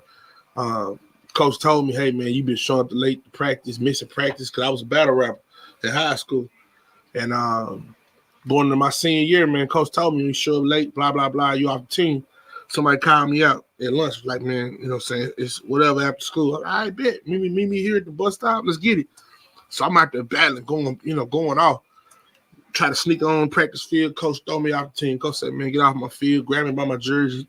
Literally went to my locker, threw all my stuff out. And at that time, I was like, what do I do? So I had saved up some cash or whatever. I was hustling in the Six Flags. I had a little hustle I was doing. And I bought a beat machine. Started making beats in high school. Yeah. Graduated, made some money. When you graduate, people start giving you the money. Instead of the church, they gave me some money. I bought a Gateway computer. Because I'm keeping the bucks. Gateways was the shit. I bought a Gateway computer, yeah. And I bought this program, Cakewalk. And so I remember Cakewalk. Yeah, so I had Cakewalk, a Gateway, a DR5 was my beat machine. Then my roommate at the time, he was from Port Arthur. He was like, man, they got this new program. So what's it called? It's called Fruity Loops. So I was like, all right. So I bought it off of his partner. It was trash. Then Napster came out. Downloaded off Napster. So I'm at TSU with the studio, making beats, and right around 0506 BET came to the school. They had the Black College Tour. Yeah. So I got on BET. I won. I battled 5 people, bro, and I was on. So you was on that shit? Yeah. When we get done, I used to watch that shit like this. Bro, I was on Rap City, everything, bro. Well, shout out to Mad Links. I was on Rap City, battle rapping, and then I dropped my first song called Wait Hold On, and it went on college radio. And after that, I'm looking around like, damn, I'm kind of good at this. I may not be Nas or Jay-Z, but I can make beats and like come up with hooks. So 07. So everything you were doing that you was battling when you were doing the country, it was all original your shit. It was all original.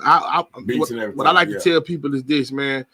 If it wouldn't have been for Texas Southern University, I wouldn't be who I was because I had my first talent show. You know who Ali Sadiq is, the comedian? Oh, yeah, okay. Like him and Cat Williams is into it right now. He was the MC for my first talent show. And we didn't get booed, but we had too many people on stage, so they cut the music out. He pulled me to the side. I said, you need to worry about yourself. Could try to put on for like 40, 50 people. So I bet. Took a half a semester to figure it out. Then the next time we had the school talent show, I won.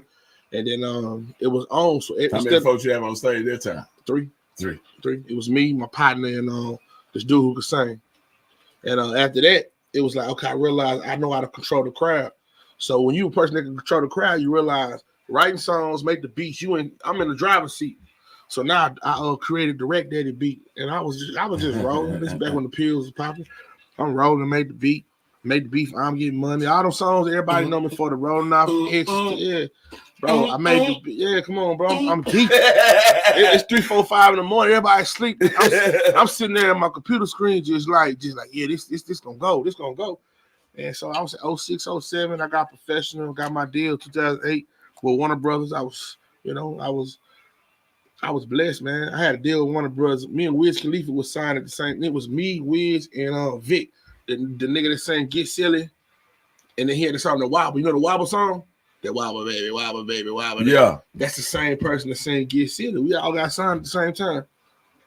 That's what I'm saying, like, man. So what I tell people is that it's not like a cheat code to this. It's not like a formula. It's just like whatever God got planned for you, bro. Like, I think that's what it is. Yeah, because look, I think you got to like motherfucker, like you got a special skill set at, you know what I'm saying, creating, you know what I'm saying, music and understanding the slight formula, 2 + 2. You know what I'm saying? You got that doing. I have an ear for hit songs, bro. Like, it's not about first of all, I'm a creative.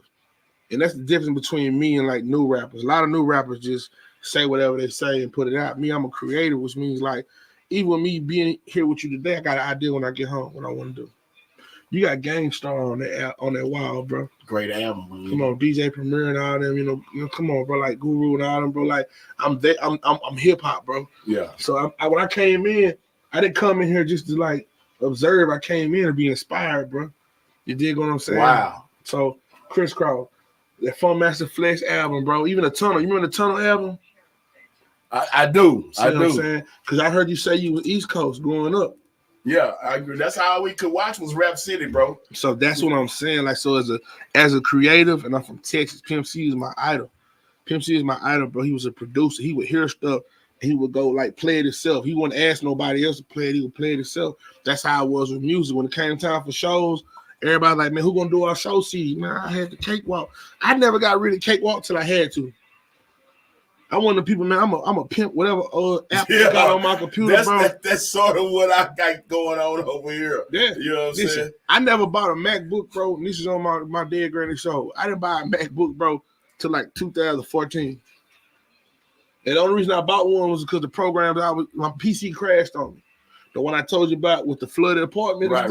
It finally crashed on me because it was for like 05. I had a Gateway, and I bought a Dell. When I bought the Dell, I went to like a computer geek. He put all the RAM and everything on there. I never needed to change it, but then like right around 2013, it crashed on me, and I couldn't save none of the stuff on there. But I was like, nah, I gotta get a Mac, so I can do iCloud. I'm a geek, bro. I'm a geek when it comes to this music. So bro. look, help me. I got you. Cause this workstation that I'm sitting in front of right here, it's like what you just said. Yeah, full of RAM and shit. But I started doing graphics and shit. Okay. So like I've been adding a lot more shit. You know what I'm saying? And I just think that's what I need to use. I need to send my Google got a cloud. They do. I didn't know. You one of them Android niggas? I don't got no Android. I never had an Android. Oh, okay. I went from Nextel, BlackBerry to iPhone. Okay, I thought you should be one of them Apple niggas. You know what I'm saying? Telling me like I I gotta have a MacBook. You need a MacBook. You know what you need a MacBook for? Your graphics.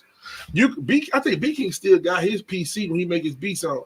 But if you're gonna do graphics, bro, when we get done, I'm gonna introduce my partner DJ Frosty, man. He do his graphics. I know DJ. I don't know him, but he do some. Frosty is my he's in my wit. That's my partner. Like he do his graphics on that MacBook, bro. That MacBook is that Mac. This is what I tell people: have you music computer, right? Have you a graphics computer? That's what I'm starting to figure out. Crashing, right? That's what I'm starting to figure out. You know what I'm saying? Because I just got some shit. So you see the shit I did today, just so that's a creative. You did all that today. You know what I'm saying? Goddamn me, today. You know what I'm saying, bro? I woke up this morning and said I want to go post the fly and shit. And so I bought that program. That's a new program that they got out. And I tell anybody, you know what I'm saying, goddamn me, they gave it away, you know what I'm saying, the initial thing, you know what I'm saying? It was like under $100. And so goddamn, I started playing with it, and you got all them Pixar graphics and bobbleheads and AI and shit. You know what I'm saying? Like I could have put AI. I did some ones with AI. Yeah. I did this. Oh yeah, that's the one I did with you today. But look at this one. We about to bring Rush to the Flush It back. You gotta put me on that so I can start being a part of that. So okay, even if I can't do it every week, so I want to do at least every other week. You are now, because you just said it first. You are now somebody that is a recurring guest, and why not? I want to do that, bro. Bro, we actually go here every now and then. T, what I like. Yeah, you know what I'm saying. I'm not a hater, bro. This is the thing. We do have a love. We do have shout out to Clyde McGee. We do have a love-hate game, and they like shit and they rush shit, but they hate game first. And you need people like that. See, for me, I got a 13-year-old at the house, so a lot of the music that most people that's my age ain't gonna really fool with. I might not be like that's trash because when I'm with my son, he be playing me music. I be like, damn, I ain't gonna lie, I kind of like that. Yeah. I found a white boy down there. Your son even younger than my boys is. How old is your boy? 13. 13. I got a 13-year-old, and my baby, he'll be 5, February 28th. Oh, yeah. So I got an age gap with them, but the 5-year-old, I think he done been here before because the other day we was going to the house, and I was listening to some beats somebody sent me, right? And I'm just riding, listening, right? It's me, my wife, the oldest, and the baby. The baby gonna say, he's like, yeah. He said, you ain't got no money. You broke. And I'm like, who is he? I'm looking at who was he talking to? He was looking at his brother. He was battling him. So I asked his brother, I said, how does he know about battle rap? So he handed me his tablet. He been watching rap battles. Word. And it like really messed my head up because I'm like, damn, do I get mad that he like listening to that stuff this early? Or do I be like, no, what it is, what it is? You know what I'm saying? So that's how I am. So we went home. I put him in a room. I said, all right, this is how you record. I said, I'm going to show you what button to press. 5-year-old. Yeah, he ain't 5 yet. He be 5 in February. 4 years old. I said, this is how you record. You press this R. And I said, when you want to stop, you hit space bar. And I said, what you do is you listen to the beat. I ain't talking about rhyming yet. My whole thing is getting them comfortable just even with the headphones on. Man, I got the video. When you're done, I'm gonna show it to you. I pressed record, let him go off. He went off for about 3 minutes. And I was just thinking like, damn, when I was his age, I probably wouldn't. I didn't even know about music. Nah. So that's why nowadays, the reason why I preach so much when I'm doing interviews, I tell people like, if you got kids into that shit, push them. You got kids that listen to music that you don't know about, ask questions. I know lingo that these youngsters be saying and shit. You know what I'm saying? Like, man, that's a skill set, that you teach your kids, like it's so much, they having a trade, goddamn it, and to be around it or whatever. A lot of people have told me, like you probably don't even realize or whatever. You probably pick, being, a radio personality from your mama. So my mama used to take me to the radio station and shit, when she was on the radio. And I remember being a kid and I never thought about it, until like I started and shit, really doing what I was doing in 2013, 14. And I'm like, hey, man, I forgot about that picture. I had them sleep on the records in the radio station with my mama. Like, I used to be around this shit. As parents, we don't realize what's going to benefit our kids. My dad used to take me to baseball games, man. I never know that I was going to end up liking baseball. You dig what I'm saying? Like, I love baseball. You said you played too? Yeah, Duncanville, center field, third base. Baseball is a wonderful game, man. We need to teach, and you say you coach baseball too. What do we need to do to get that implemented more, of our black people in the bro? When this is what I remember. My dad, I remember when the Atlanta Braves was hot.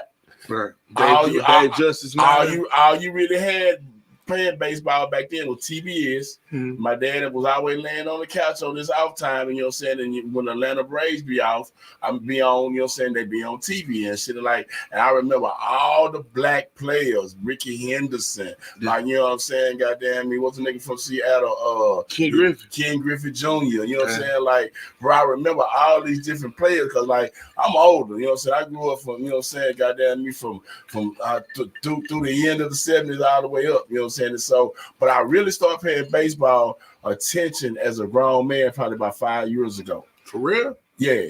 See, this the thing. You really missed the enjoyment of black players. See, let me tell you why. Because I watched and paid attention. I always been a sports fan, right. But not watching. I will watch motherfucking any game now. Yeah. Now, especially if it's a marquee game. Right. You know what I'm saying? I don't have to watch just the Rangers or just New York or just Boston. You know what I'm saying? I will watch a marquee game, but I hadn't started doing it for 5 years ago. But through my college and high school, I graduated in 93. You know what I'm saying? I got married in 97. Right. I would see baseball highlights. See, we don't have it no more. See, that's another thing. I didn't get a chance to really say that to my son because we had Baseball Tonight on ESPN with Chris Berman. Yeah. So as a kid, if you wasn't really into baseball, but you hear, oh, he's at the plate, Ken Griffey, pow, back. Come on. When I'm as a kid, I'm like, yo, who is that? It's Ken Griffey, Ricky Henderson, Kirby Puckett, Isaac Smith, you know what I'm saying? David Justin. Yeah. It's so many people that was cold as blacks growing up, but now, they all Dominican. They all Dominican. My grandma was Dominican. Like Garcia, nigga. He looked just like us. Listen, but he don't speak no motherfucking English. Listen, gotta translate. When we get off air, I'm gonna show you my email. My son going to the DR in the summer to train. Oh. You know why? He going to that. They got some camps down there. Camacho Academy. That's what it's called. Camacho. If y'all watching this, you got kids that play baseball. Send them to the DR. Camacho Academy. I think the town is Cristobal. They showed some of that shit during the playoffs, you know what I'm saying, them camps, and that's why there's so many players coming from down there, man. They is really taking that shit super serious. Because you got to understand, in America, from birth to 18, they feed us so much bull. They feed us stuff we ain't gonna use in the rest of our lives. Instead of being like, you know what do you want for your kid? You want to be a doctor? From birth, they should be focus on doctor stuff. And in DR, they you know what? We gonna play baseball. So from birth, we focusing on baseball. We focus on baseball. That's the reason why they so good down there, because when they're 13, 14, they already looking like major league prospects. Bro, I watched the Little League World Series last 2 years. Yeah. Watched it. Yeah. You know what I'm saying? I'm whatever games ESPN playing, I'm watching it. So, America don't stand a chance, bro. Bruh, kid's good, man. Yeah, bro. DR, Caracas, Japan. Japan got a cold baseball team. There's so many countries that all they got is baseball. So I always tell my players that's on our team, I say, hey man, this your competition. You gotta understand something.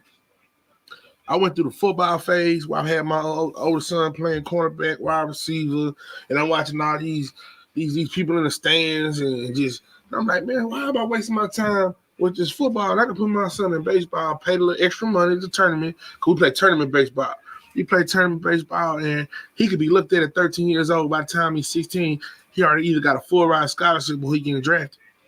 So it's a whole different ball game. Baseball is what you call guaranteed money. Baseball, soccer, Judge Football. Yeah. Judge got his son in soccer. I love soccer. I played soccer all the way to the 9th grade. The coach walked through the field house and said, man, when you get your big ass over here on the football field.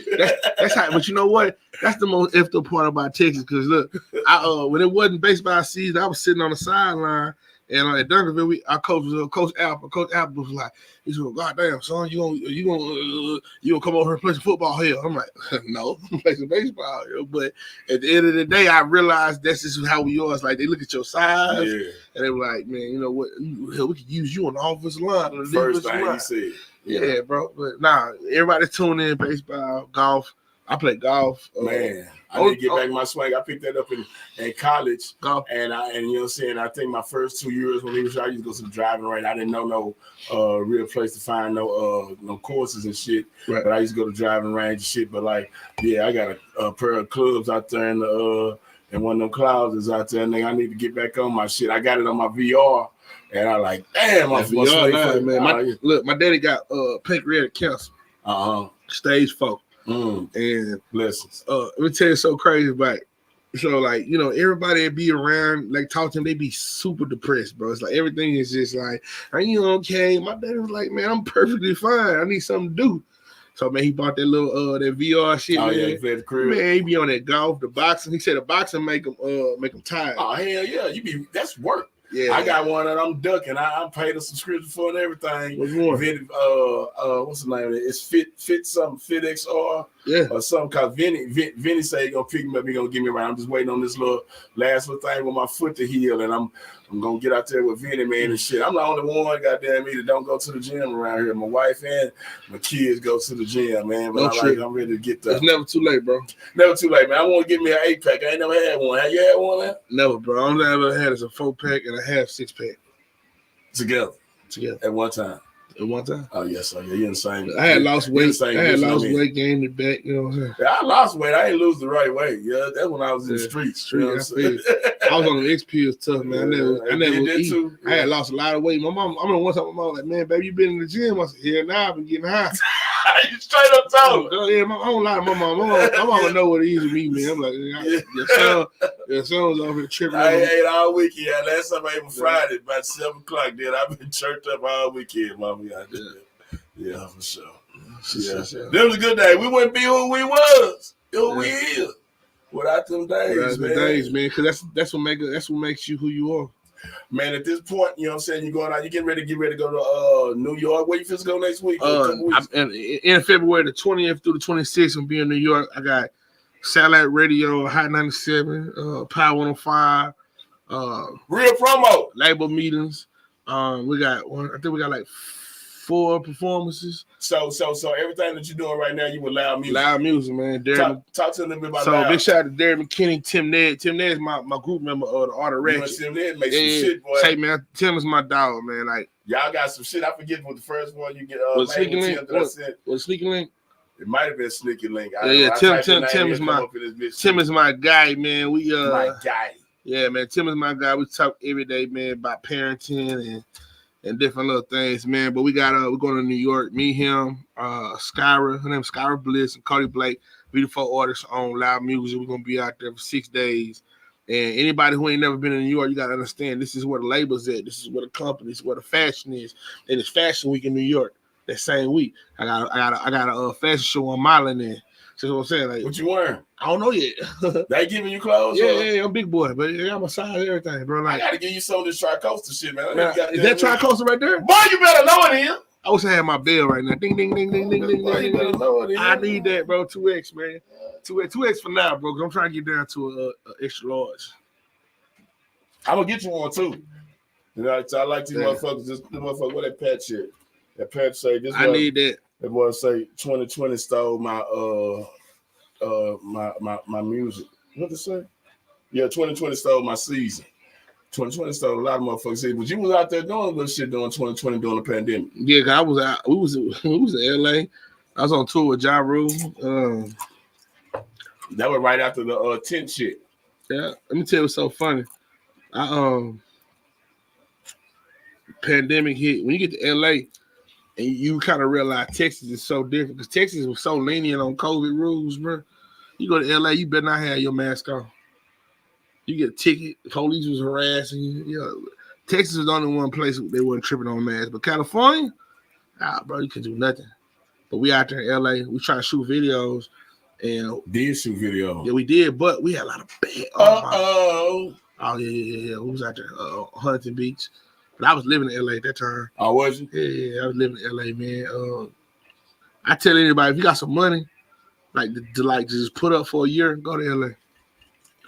Go to LA, get you a house, Airbnb, whatever you want, or rent a house, and just go out there and test your luck with this entertainment. Because you could be an actor, you could be Did he make it? Oh, he missed it. Stupid. Man, 45. He missed it. Man, I ain't going for no field goal in the playoffs, man. 24, yeah, 24, 27, minute 40 something, Bill. That's why I told you that this NFL feel like it's scripted, bro. How you script that though? Missing the field goal? Why right? Professionals. He is a professional. You ever watch actors? Them niggas point. You ever watch actors? Kick, fool. You ever watch actors? Yeah. They do what they do. Look, Skip Bailey's talking about not again. Yeah, again. Anyway, LA, bro. Anybody watching this, man, you got a little paper, man, go to LA and just stay for a year. Whether you're doing music or you just living your life, you got to go travel. You got to get out of Texas because Texas, we too country, we slow. When you really think about it, bro, we slow, we behind. We'll be behind. Yeah. I went out to LA. I got to see a beach, man. I got to wake up. Like, when I woke up in the morning in LA. Ray Hubbard won't work? Huh? Ray Hubbard won't work? Oh, hell no. I don't know. Let me tell you something. We was in LA and I forgot what club we was at, man. I pulled like I want to say Penthouse. It was Penthouse. I pulled probably the baddest chick I ever met in my life. Black, white, Mexican. She was mixed. She was mixed. I pulled her and we talking on the phone. She was just like, I love your accent. Yada, yada. She was like, but then she said, hey, where do you hike at? And I said, what? She said, like, since y'all moved out here, where have y'all been hiking? And I'm a big nigga. I'm like, what is hiking? Like, what are you talking about hiking? And she was just like, yeah, like, where do y'all work out at? And I'm looking at my partner who lived here, who been living here. He's like, bro, tell her Runyon Canyon. So I said, yeah, we go to Runyon Canyon. She said, oh my God, we're like literally down the street. Where you at? So we're like, I sent her the address. It was like 5 minutes from them. She said, oh my God, we're on the way to your house right now. Get dressed. Let's go hiking. So I'm looking around like, what the fuck is hiking, bro? You know what I'm saying? So I put my how old is you? I'm in my 30s, bro. How you don't know what hiking is, fam? Because I'm from Texas, nigga. Nigga, you know what hiking is. I didn't know that's what she meant, bro. They finna hit a trail. A trail my ass. This is mountains. You see I did like this? Listen, this is Runyon Canyon. When you get to the top, you know what you see? The Hollywood sign. I work. So I put my clothes on. My partner was like, you ready? What you put on? Jordan shorts, a t-shirt, and I had on some LeBron James tennis shoes, man, that I had brought. It was the only like workout shoes I had. Yeah. Put them LeBrons on, and they see them like, oh my God, they fat. Like, this is so amazing. And so I said, cool, I'm gonna thug it out. Man, halfway up to the top, I really want to stop. But I'm a straight incline.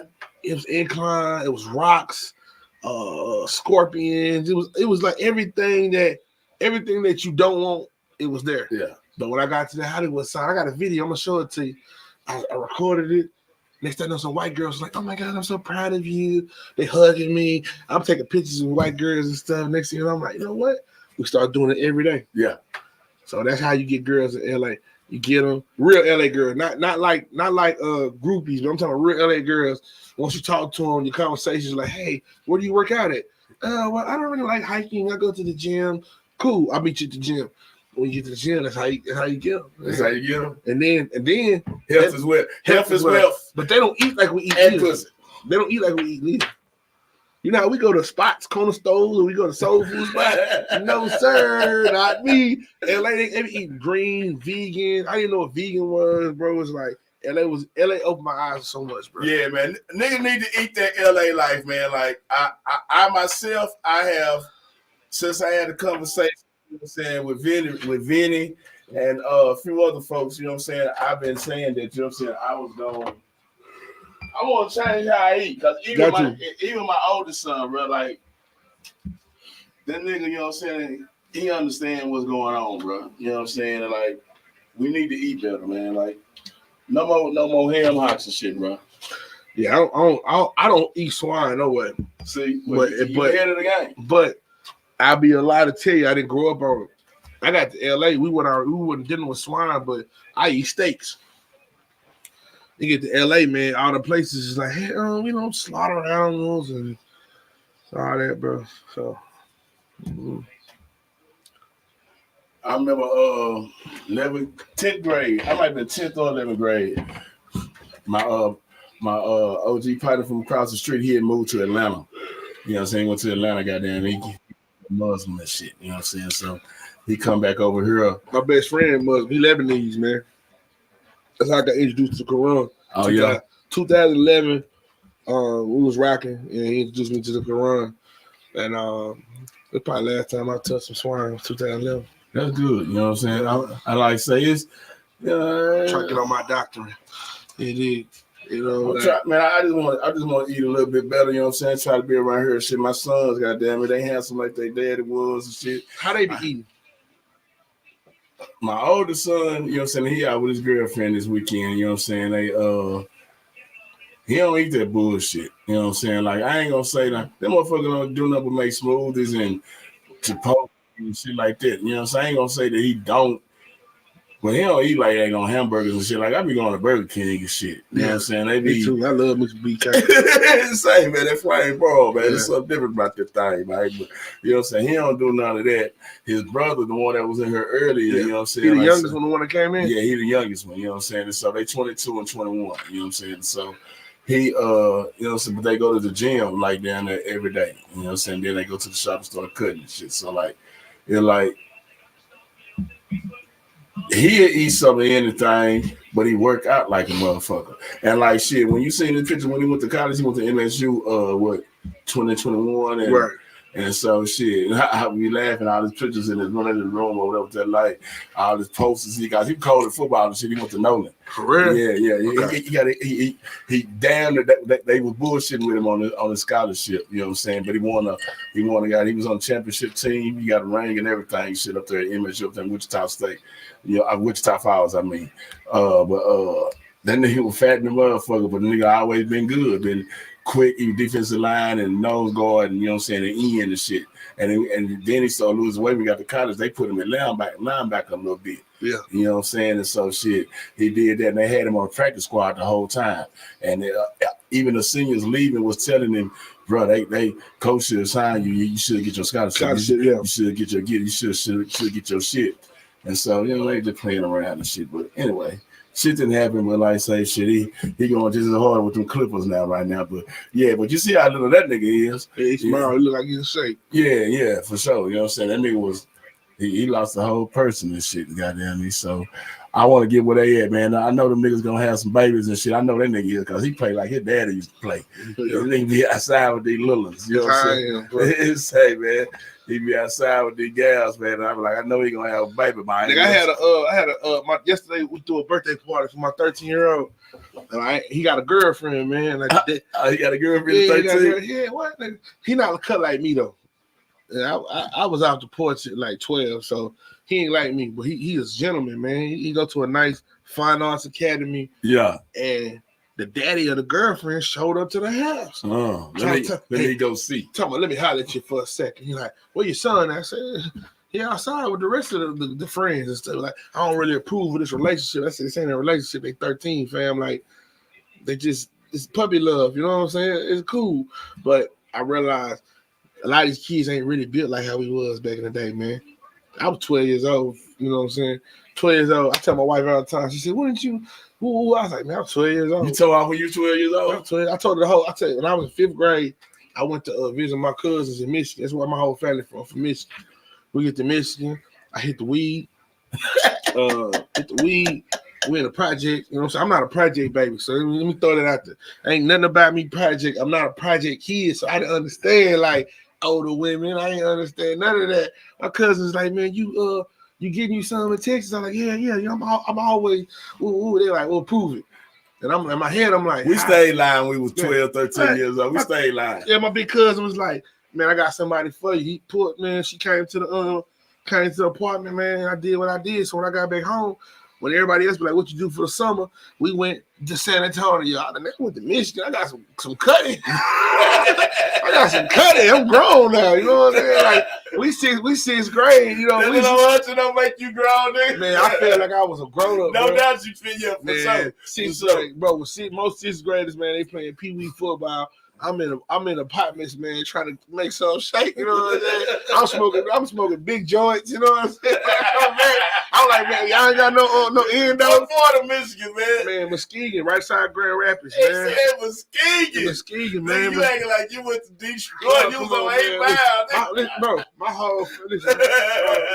Watch this, bro. We lie. Look, my cousin sent this to me with the lines in her heart. They talking about go lines and shit, man. Niggas ain't no lie. Look, what up, though? Nigga, they been on my ass all week since the Cowboys. Yeah, man, my whole family from Michigan, bro. Like, so you know that was like a break from Texas. So when I would go up there, man, I'm smoking big joints. I'm the youngest out of my cousins. All my cousins 10 years older than me. So I'm smoking joints. We get action. Hey, big cousin. Yeah, big cousin. What's up, Billy? Yo, what man? Like, so I'm coming home. I remember being in the basement, bro, listening to Easy E and like NWA and gang banging on wax. I'm gonna keep it a bug with you, bro. Like gang banging on wax, bro. They had the tapes and shit, man. We in my grandmama's basement, man. I'm in there.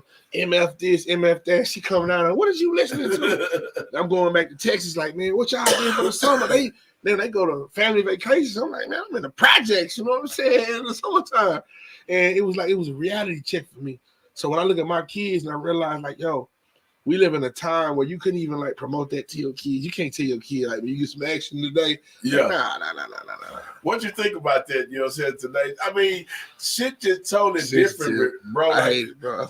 Like you can, you know what I'm saying? Like you say you put your son showed you, you know what I'm saying? He over there, you know what I'm saying? He listening to beats or battle rap on there and shit or whatever. Like we don't have the technology is so advanced. Everything is like times 10 of what it was when we were 12 or 13. You know what I'm saying? Like, I'm gonna break it down. My 13-year-old, when he gets off the bus, instead of just walking home, he's like, I'm at the bus stop. And my wife was like, all right, I'm on my way. And I'm laughing. She said, what's funny? I said, because I didn't have a cell phone growing up. My mama didn't, if I wasn't home, my mama wouldn't know until she got home. I got off the bus. You walk home. I say shit. The bus stop. He at least about 3-4 blocks close to home. Come on, bro. Like, first of all, this is the thing. My mama didn't. My mama was. It was rules in the house. It was you better be in the house when the street light came on, or I better know where you at. I keep it a book. You know, people don't want to tell the truth. Yeah. I be like, my mama was like, as long as I know where you at, we good. But we never had cell phone. I had a pager, but she was. That was like. My mama never knew about the pager. My mama would literally, when I come home from school, I would like, hey, I'm calling. Houston, what was this? I was in Houston. Okay, I went to middle school in Houston, then we moved to Dallas. So I'm in Houston. I get off the bus and literally from about 9 streets, give or take. But we was in the packs, bro. We was it's like nowadays there's so much to worry about because people are worriers. When I was growing up, it was like, if it's 3 of us walking home and some rapist dude walking down the street, we gonna kick his ass. You know what I'm saying? We never was like, let me get on social media and say, hey, there's a rapist behind me. No, bro, we was thugging, man. We was outside. My mama had a rule, man. When you get home, call me. Homework done, go outside. You know what time to be home. And then baseball practice if it was that time of season. But Yeah. they don't have no rules, man. These kids now got rules and different things that they abide by. Man, we ain't had that growing up. I told my wife she don't believe it. She thinks that's a fantasy. What's that? That like we didn't have no there was no cell phones. That kids used to. Well, I was what's that word? These called latchkey. A latchkey kid, bro. Yeah. You let yourself in and you lock yourself up. Yeah. Yeah, bro. Man.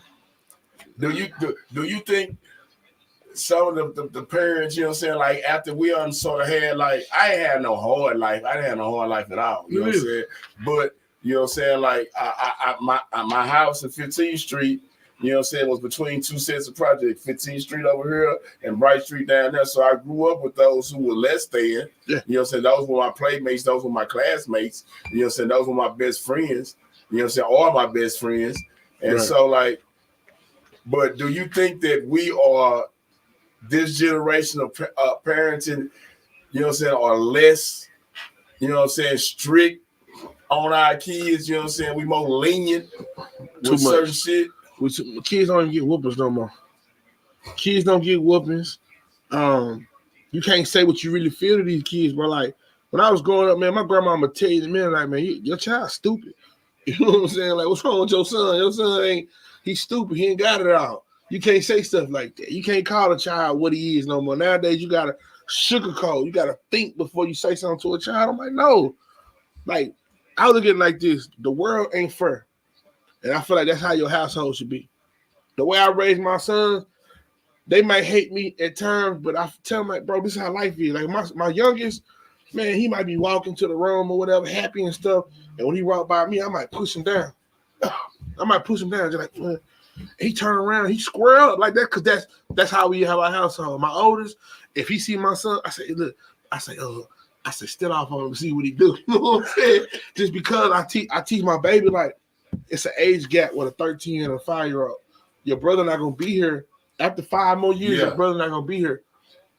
So I teach him like this, so he not scared of nobody. I don't want my son scared of nobody. Yeah, I don't want him picking fights. And I think we used to do that too with mine. You know what I'm saying? For sure. Man, kids definitely need some of that, bro. You know what I'm saying? Because like I remember the whole time when my kids were like in middle school, I was like, bro, I do not want them, you know what I'm saying? Like, and I told them both when they turned 21, my oldest son, he said he wanted to buy a gun. He a barber. He got a pocket full of money all the time. How old is he? He 22 now. Okay. When did you say that? When he was 20, about to be 21. What was your response? I was like, shit, you know what I'm saying? Like, okay. And then I said, and at that time, it's a whole barbershop over on the other side of the crib. Right. At that time, he couldn't hear him. I seen how the dough was coming. I knew, you know what I'm saying? Nigga getting $40 a cut. I knew he had money, you know what I'm saying? So I like, shit, I understand. You know what I'm saying? And so I like, but nigga, but my first thing that I told him was like, nigga, y'all niggas know how to fight. And then cause like all through high school and shit, like they ain't never just really been in no trouble. I ain't never had to, you know what I'm saying, heard them talking about they somebody jumped on them or they jumped on somebody, none of that type of shit. So I was just like, nigga. And then my youngest son, Scrap, that was just in early, he was like, yeah, man, Keely got them hands, daddy. You know what I'm saying? Like, he's like, Keely got them hands. And then shit, I done heard him, you know what I'm saying? I know he done got into a scrap or two. Maybe why we call it Scrappy, but you know what I'm saying? Like, I like, okay. And then even him, you know what I'm saying? Like, he cutting out too. And he doing well, you know what I'm saying? So got 2 boys. Yeah, I got 2 in the bonus boy. I got a nephew that we've been raising, man, baby. He from down the street. We've had him since he was in 10th grade. How old is he?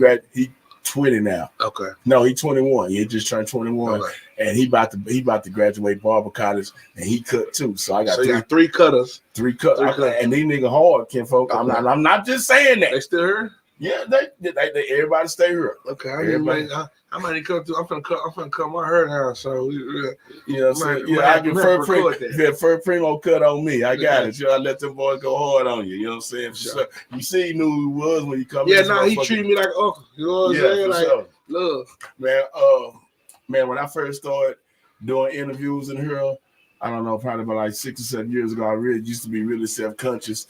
I'm like, man, I'm in my crib. Because, nigga, all I really need is some money. Yeah. If somebody give me a big studio and all these artists and personalities that I got over here, bro, we got plenty of content. You know what I'm saying? You know what you could do? Every artist might not be able to do this, but you could like get their haircut while you're doing the interview. Like, when the last time you ever seen an interview with somebody? I got everything to do it too. I'm over here looking at this screen, bro. I'm looking at this. I really wish I could take the image. Like, wait, the image right here. I wish I could take this motherfucker, bro, and have it like 24/7. Like, no matter what I do, that would be my AI. I got you. You know what I'm saying? It's done. It just need to be downloaded. Yeah. See, this is not an interview. This is a conversation. Yeah, definitely. But imagine if I'm sitting here, we talking, and nephew was here cutting my hair. Oh, we right there. They cutting, yeah, for sure. Because I've never seen too many interviews. I see interviews with barbershop, but they never get a haircut. I got a haircut one time in the interview with a BZTV. I did BZTV, and I was getting a haircut only because I'm arrogant when it comes to like my appearance. You know what I'm saying? So I was like, man, if y'all gonna be in the barbershop, you need to edge me up or something. But nobody wants to do it full time. Who cares about the interview if you be like, man, the edge on point? That's you know what? We're gonna keep that. We're gonna keep that for ourselves. Matter of fact, when you need a next haircut, you know, we're gonna do that. You know what I'm saying, man? I want you to goddamn if it ain't too far out your wheelhouse to get over here, man. You know what I'm saying? We need to start fucking around, bro. We'll do that. I'm gonna start coming back with you on the record. Rush to the flush it? Yeah, rush to the flush. So this is the thing. Let's set it up to where I can come. Like, if not every time, at least let me come on a regular to where, like, you already know this week, you know what I'm saying? Fat Pimp gonna come through with the rest of the flush. We're gonna get our days together. I think that's my way of giving back. I appreciate that too. But what I was gonna say, I know I jumped off topic. So when you heard that your son could fight, how did that make you feel?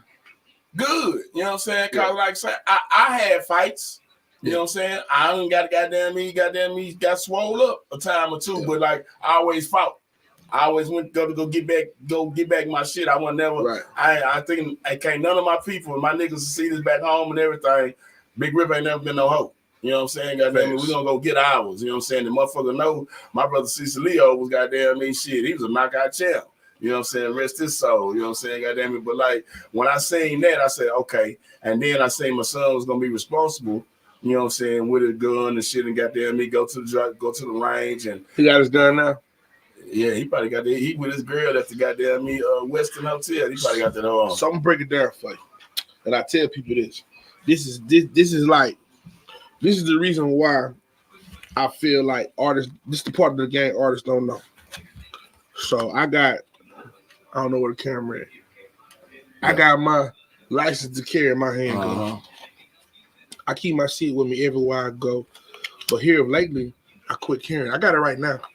Just because I told you last time.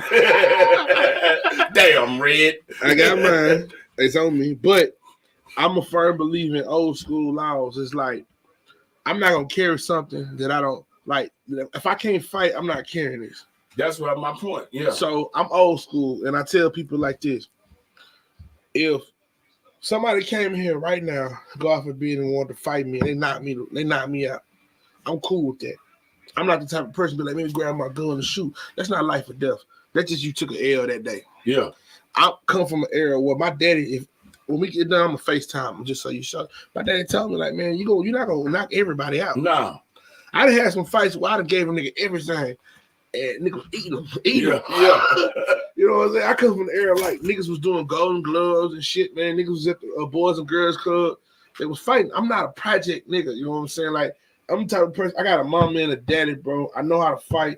I know how to save money. I know about going to church. You know what I mean? Like, that's me. I was a well-balanced black man.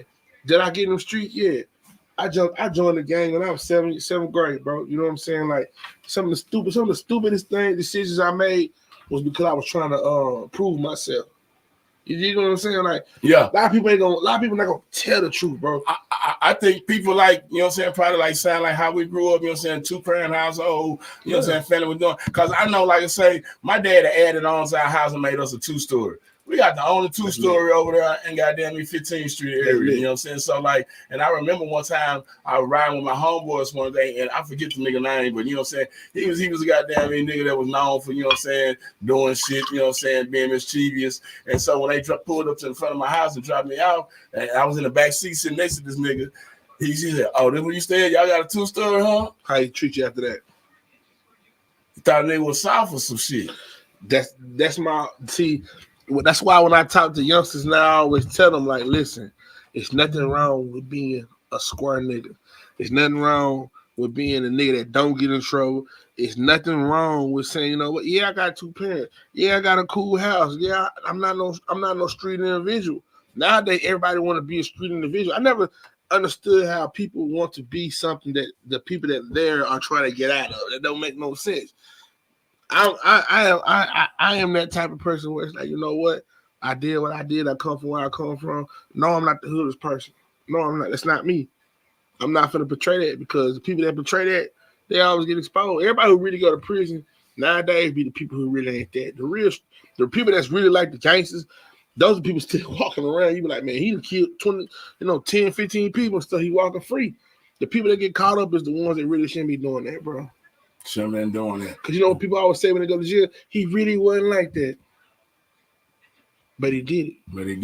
Yeah. Trying to prove some shit to some motherfuckers, man. Yeah, man. So, anybody who's watching this, man, my motto is guns down, hands up, this box. This weekend, I want to say that too, man. It is this weekend. Coach Miller from Eastern Hills High School, he having a whiteout. You know what I'm saying? They doing, you know what I'm saying? It's going to be at Wilkerson Grimes. What's the name, man? It's going to be a lot of, I seen my nigga C-Con. You know C-Con? Yeah, he from, he used to be Paper Chase Money Gang, but you know what I'm saying, he got a OG gun shop or whatever, but he out here in the community really working, you know what I'm saying, with the TCU. He used to rap with one-on-one entertainment with nigga Mike. What's Mike's name? I know you're talking about, bro. Yeah. If you know, matter of fact, because that's who was managing us, Pee Wee and Kelly. Yeah. You know I went to the studio. With them, yeah. I went to the studio. Yeah. I don't know who was in, but I went to the studio.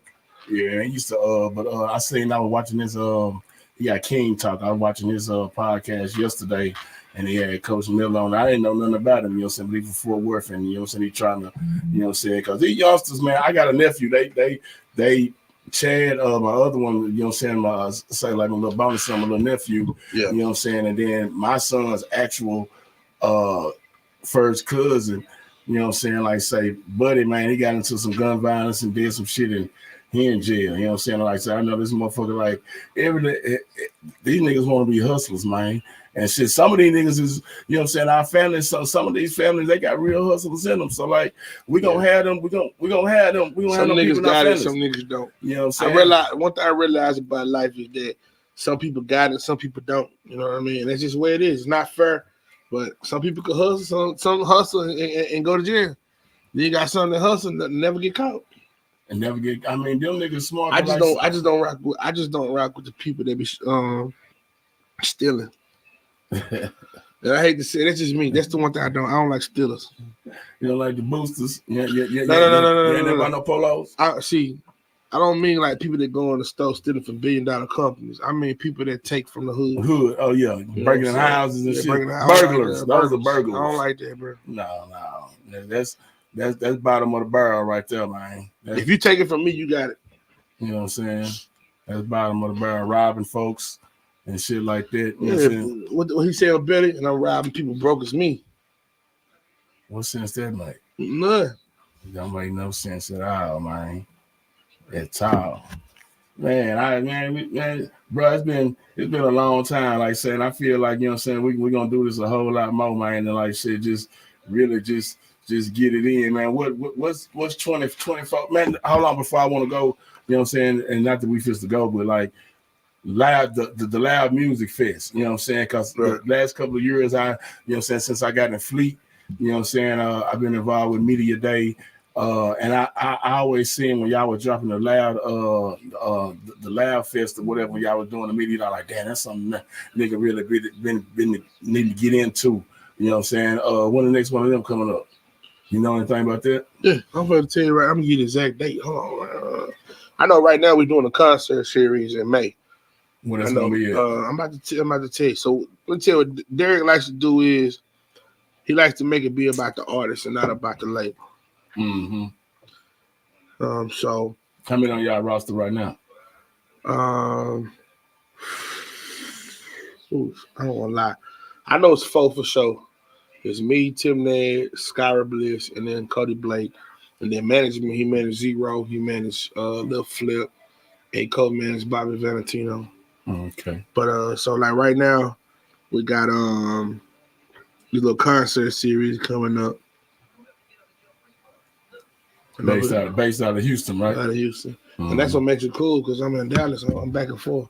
Mm-hmm. And I tell people all the time, man, get out of your hometown, go to Houston. You want to make it, get out your hometown and go to Houston. That's what you think that's what artists need to do, right? It's a lot of people, man, you know what I'm saying? Are you, how tapped in are you with, you know what I'm saying? Well, I know we were talking about way earlier, you know what I'm saying? How tapped, you said something about South Dallas, Kiki, how tapped in are you with, you know what I'm saying, the scene around here? Well, I know you said, you know, a lot, I can name many more, you know what I'm saying? You know, XO and 9 and all the motherfuckers. So, for me, I like everybody. And what I mean by that is that if I hear it. Is that a political answer? No, it's dead ass serious. Like, for instance, Ty Harris. I feel like he the most well-rounded artist. He's our Andre 3000. I feel like Lil Ronnie Mother F is the most slept-on artist. I feel like bar for bar, everybody rocking with him. I rock with Seven the Great, Bless Center, like Pay. All them niggas are dope. You know why I like Pay? Because he's a star. It's not about just since he can rap. He's a star. I rock with him. The reason why I like Sad Alice Kiki remind me of somebody auntie that got it. I like her. I like Didi Warbucks. I ain't came across her yet. I seen her name though. Probably one of those. I'm tripping. Nah, he ain't tripping. Just take a little time. I'm on the rock. You know what I'm saying? Nina, my girl Nina Loretta. I rock with her. Jason Lyric. I rock with him because he had a whole #1 song on TikTok and nobody in DFW gave him no love. I didn't know about it. Yeah. But that's how big TikTok is. Jason Lyric. That's why y'all need to quit worrying about this local shit. Who else, man? Of course, I rock with the heavy, you know, the people that's out, you know, like the Big X, the Plus. He in that new XXL. For real? Mm-hmm. That's what's up. They didn't give him a front. What's the little young dude? What's the young dude everybody talking about right now? 4 Bats. Have you heard 4 Bats? I think he got like one of the hottest little songs right now. Be like, Hot World. Yeah. Shit, he's 77 on the Billboard charts right now from Dallas, Highland Hills. Him. It's so many different little people, man, that I catch on to, and I'm like, you know what? I rock with them. I don't hate nobody, but when it comes to like when I get in interviews, I like to name drop people because if you get in interviews and you don't say their name, it look like you hate. Yeah. You know you can't think of everybody like nigga, but I don't think nobody could ever. You name a bunch of people and shit. I can't name everybody because it's just too many people. Sensei Molly, one of my favorite female artists in Dallas Fort Worth. She don't get mentioned. She had to deal with Def Jam. I know I'm forgetting people. There's so many people. I rock with everybody. So you think the same, you know what I'm saying? What you think, you know what I'm saying, we need to do, and for like you done named enough people for, you know what I'm saying, a label or 2 or a label of 3 to come through here and find them 5 artists a piece, you know what I'm saying, to goddamn get to work. What you think need to be done that, you know what I'm saying, is not getting done while we don't have more Billboard, you know what I'm saying? Cause I think the artists, I got a lot of friends that's like me across the country, and like one of our biggest things is we be trying to flex. Me and D Dirt. I told Dirt, I like, bro, I'm gonna quit playing all the Arkansas artists until you start playing some Texas niggas. You know what I'm saying? Like we can whip y'all anyway. Me and him want to do a Texas versus Arkansas. You know, so I think it'll be wonderful. Like Trill Talk, no Pill Talk. He want to do East Texas versus everybody. Who? Oh, I mean the Trill Talk. Yeah. But I'm gonna be real with you. You know what Dallas is missing? It ain't the radio. It ain't nothing. It's the money. So just imagine everybody that I named you. Imagine if they all had millions and millions of dollars. Because you know what happened? When they put up to the club, they got money. What do youngsters respect? Money. So let's just say Instead of me driving a Tahoe, I pull up in a Wraith, and I pull up on a youngster and be like, "You need to listen to me, do X, Y, and Z." He gonna listen. He gonna listen. It's like when you look at Atlanta. If T.I. told you something, or Jeezy or Future told you something, Luda told you something, you would believe it because you see what they got going on. You just said a different aspect of what I think some of my people we've been saying for a minute. I said one of the reasons why cities like Atlanta, cities like New York, you know what I'm saying, they get that because they have had examples. And that's sort of like the same thing what you just said, you know what I'm saying? Like they done had examples. I think we ain't had no examples, you know what I'm saying? Yellow didn't do it all the way, you know what I'm saying? But see, this is the thing about Yellow, to his defense, he couldn't do it all the way because instead of us supporting Yellow, we supporting the BS that's going behind the scenes. Like, let's keep it a beam. When Yellow got on Sway in the morning and Sway said who's popping in Dallas, he didn't do what DeRoe said. I don't really know. It's me. It was me. Yellow was like, Trap Boy, Lil Ronnie. He said, Fat Pimp still doing this thing. That's what people have to do when the opportunity is in front of you. You got to say, if this is me, you got to be like, you know what? We got Go Yayo. We got Mo 3. We got PGS The Plug. We got Bless Center. We got Mad Max from Fort Worth. Whoever it is. That's the problem with Dallas, Fort Worth. We don't take ourselves out of the equation instead of just putting everybody else on. We try to say, no, it's me, it's all me. This person, he trash. No. Because if I make it halfway through the door and I mention your name and you get successful, then you hear and you mention somebody else from Arlington, then they get in. Yeah. That's what the game is missing in Dallas, Fort Worth. Nobody is saying, you know what, I'm going to be selfless and put somebody else. I'm going to ask you this. What about, you know what I'm saying, folks, you know what I'm saying, who's at, you know what I'm saying, the top tier spots, radio or whatever, you know what I'm saying, about them, you know what I'm saying, you got to have $2,500, $5,000 come to the door to get a spin, to get an interview. So I'm going to just say this, and I mean this from the bottom of my heart. Artists, DJs, investors, it's only so much a radio personality can do. So people might hate me for saying this, but you only guaranteed one spin. One spin. One radio spin. You guarantee one radio spin. That's it. If you think that going to the radio station and dropping your money is going to change your career, you're crazy. Because you can take that 25, 3,000, 4,000 and go find you a whole bunch of influencers on TikTok, influencers on Instagram, and get them to listen to your song. Just imagine somebody like Kylie Jenner listening to a hot new Fort Worth artist. And she on her phone getting dressed, doing her makeup, and she just stop six, the policies, sound ODY, whatever the case may be. That's more important than playing your song on the radio. Because if you play your song on the radio, only people that's gonna hear this who's ever listening to K104 and 97.9. But if you get somebody like Kylie Jenner doing it, the video, you got that footage for the rest of your life. For the rest of your life. And you can promote it, post it as much as you want to. You can only post that radio stuff for so long for people to be like, man, that song whack. But if Kylie Jenner does it, she's an influencer. What is an influencer?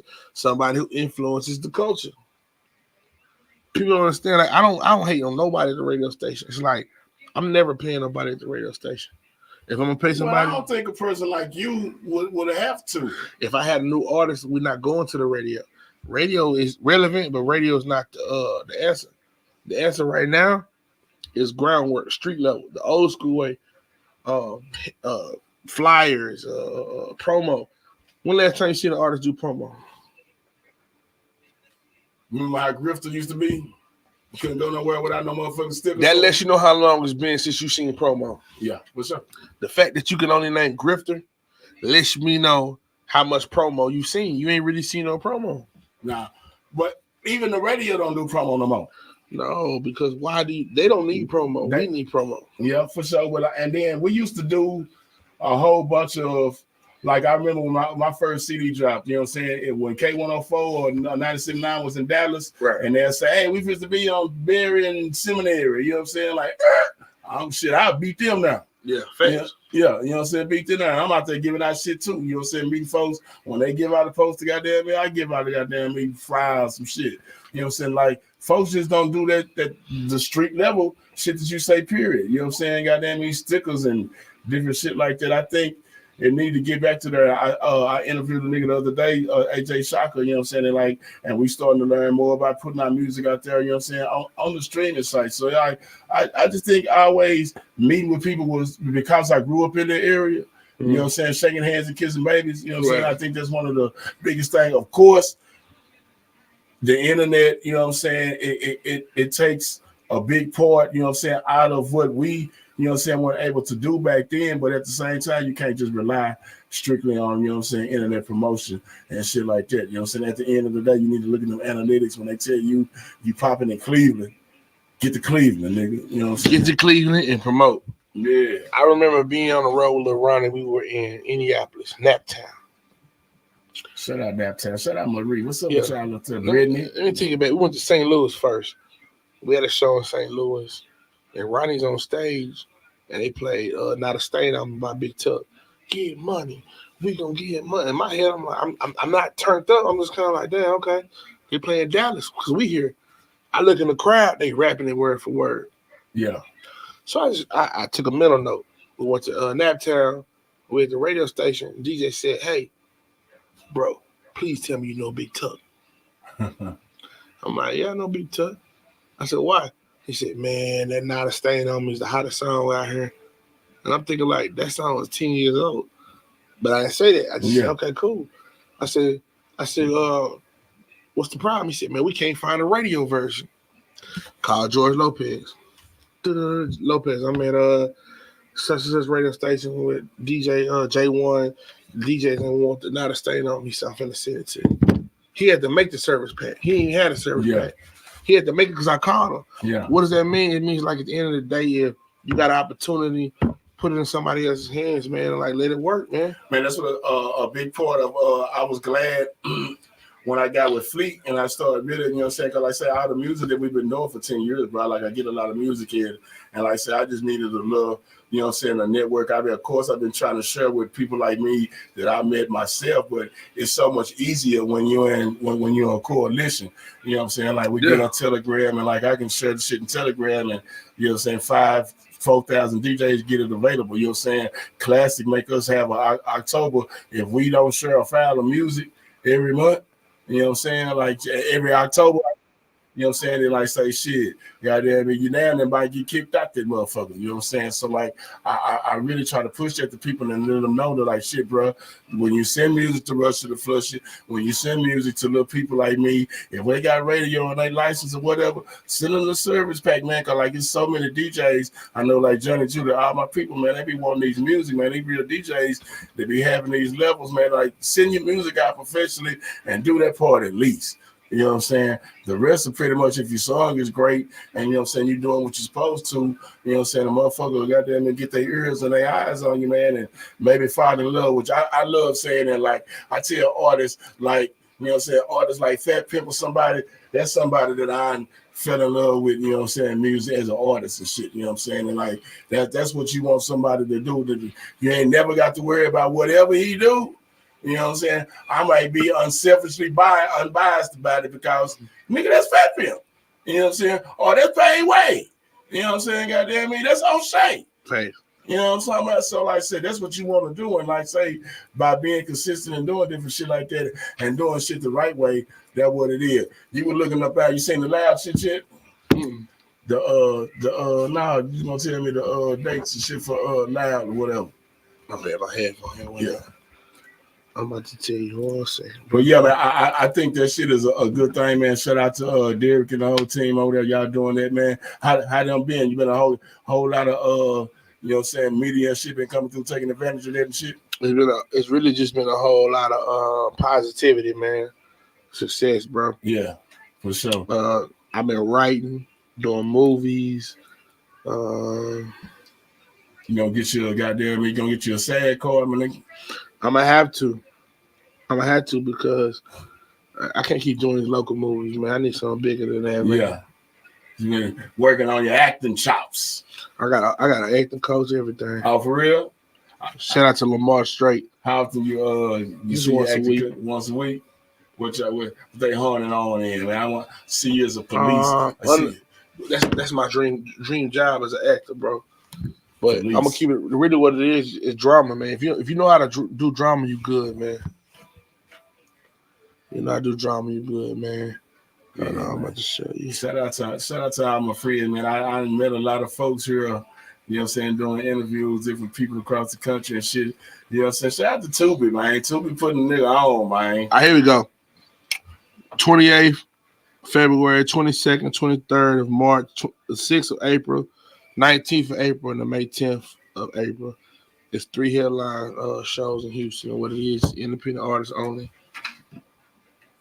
Yeah. So I got you. Yes, yeah. When y'all put them out there, we even put that out there, see if we can get some, you know what I'm saying, art out there, man. I done seen it, you know what I'm saying, from looking from the outside, and you know what I'm saying, I think it's a good thing, man. I say all the people that do media and artists, you know what I'm saying, y'all need to find everywhere. Like, I know everybody be waiting on South by Southwest, but like, it's not only just South by Southwest, you know what I'm saying, all the different DJ coalitions. Like, I know July 18th, 22nd, you know what I'm saying, we got the big fleet conference in Orlando. So like, that's what made me think about shit like that. All year long, you know what I'm saying, it's somewhere for y'all to be going, you know what I'm saying, like South by Southwest, for y'all to get in there, man, and shit, y'all need to make sure y'all do that shit, man.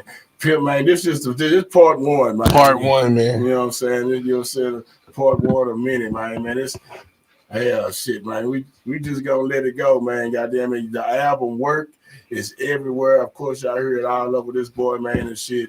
We gonna get it, man. Hey, look, man, new album coming out 2024 called You Can Call Me Chris. The singer right now pushing his girlfriend. You got a girlfriend? I believe so. But look, we look, we finally pushing the girlfriend, man. Like, we was dragging our feet. But look, let me tell you what. Matter of fact, yeah, before we go, I'm gonna let you introduce. I'm gonna take that as a cut. Take that as a drop. Yeah. So I got. Damn, my girl got a girlfriend. So I'm on a promo. I got about 100 girls sending me videos. Oh, do you? Yeah, my girl got a girlfriend, man. Yeah. They gotta stop playing with me, man. I'm old school, man. Like, what's this, bro? My girl got a girlfriend. I got 100 girls telling me that. Yeah. And I'm gonna put a little reel together, man. In a few days. Shit, nigga, you might put this motherfucker, this shit I be knowing over here, nigga. That should be. I got you, man. I got you. All right, so look, I'm fit to drop off the screen. I ain't move this shit. Hey. All right, I'm drop off the screen. More of that. Damn, do I got girlfriend? Thought I had the artwork for my girlfriend. I got it. I might have. Let's see, I know I got work. I'm fucking wife, bro. Drop that work. Drop that work too.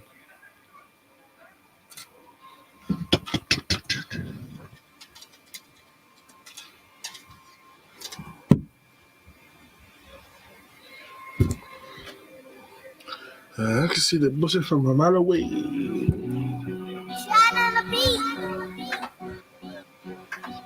This is another Fleet DJ exclusive. Everywhere. Yeah. Rubber bands on all the racks, man. Kicking diamonds like something Thursday. Wow. Entrepreneur hero. Yeah. Orderly. Yeah. Belly big. Racks big. What's up? What's up, Daddy? Hey, how you doing? Just finishing up an interview. What you doing? Watching news with Mama Free. For real? Yeah. Oh, well, never mind. I was on an interview. You was going to interview her? I just wanted to ask her an honest question. About being You want to ask me the question? No, because you wasn't at home. It was about it being a latchkey kid.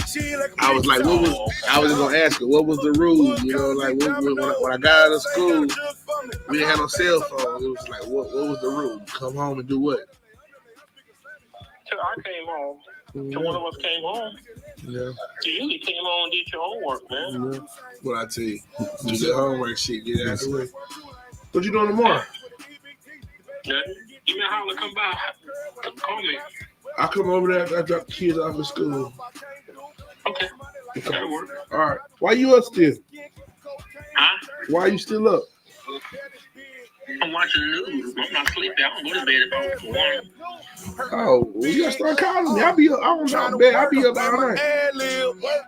Trying to put in work like my ad-lib. Work.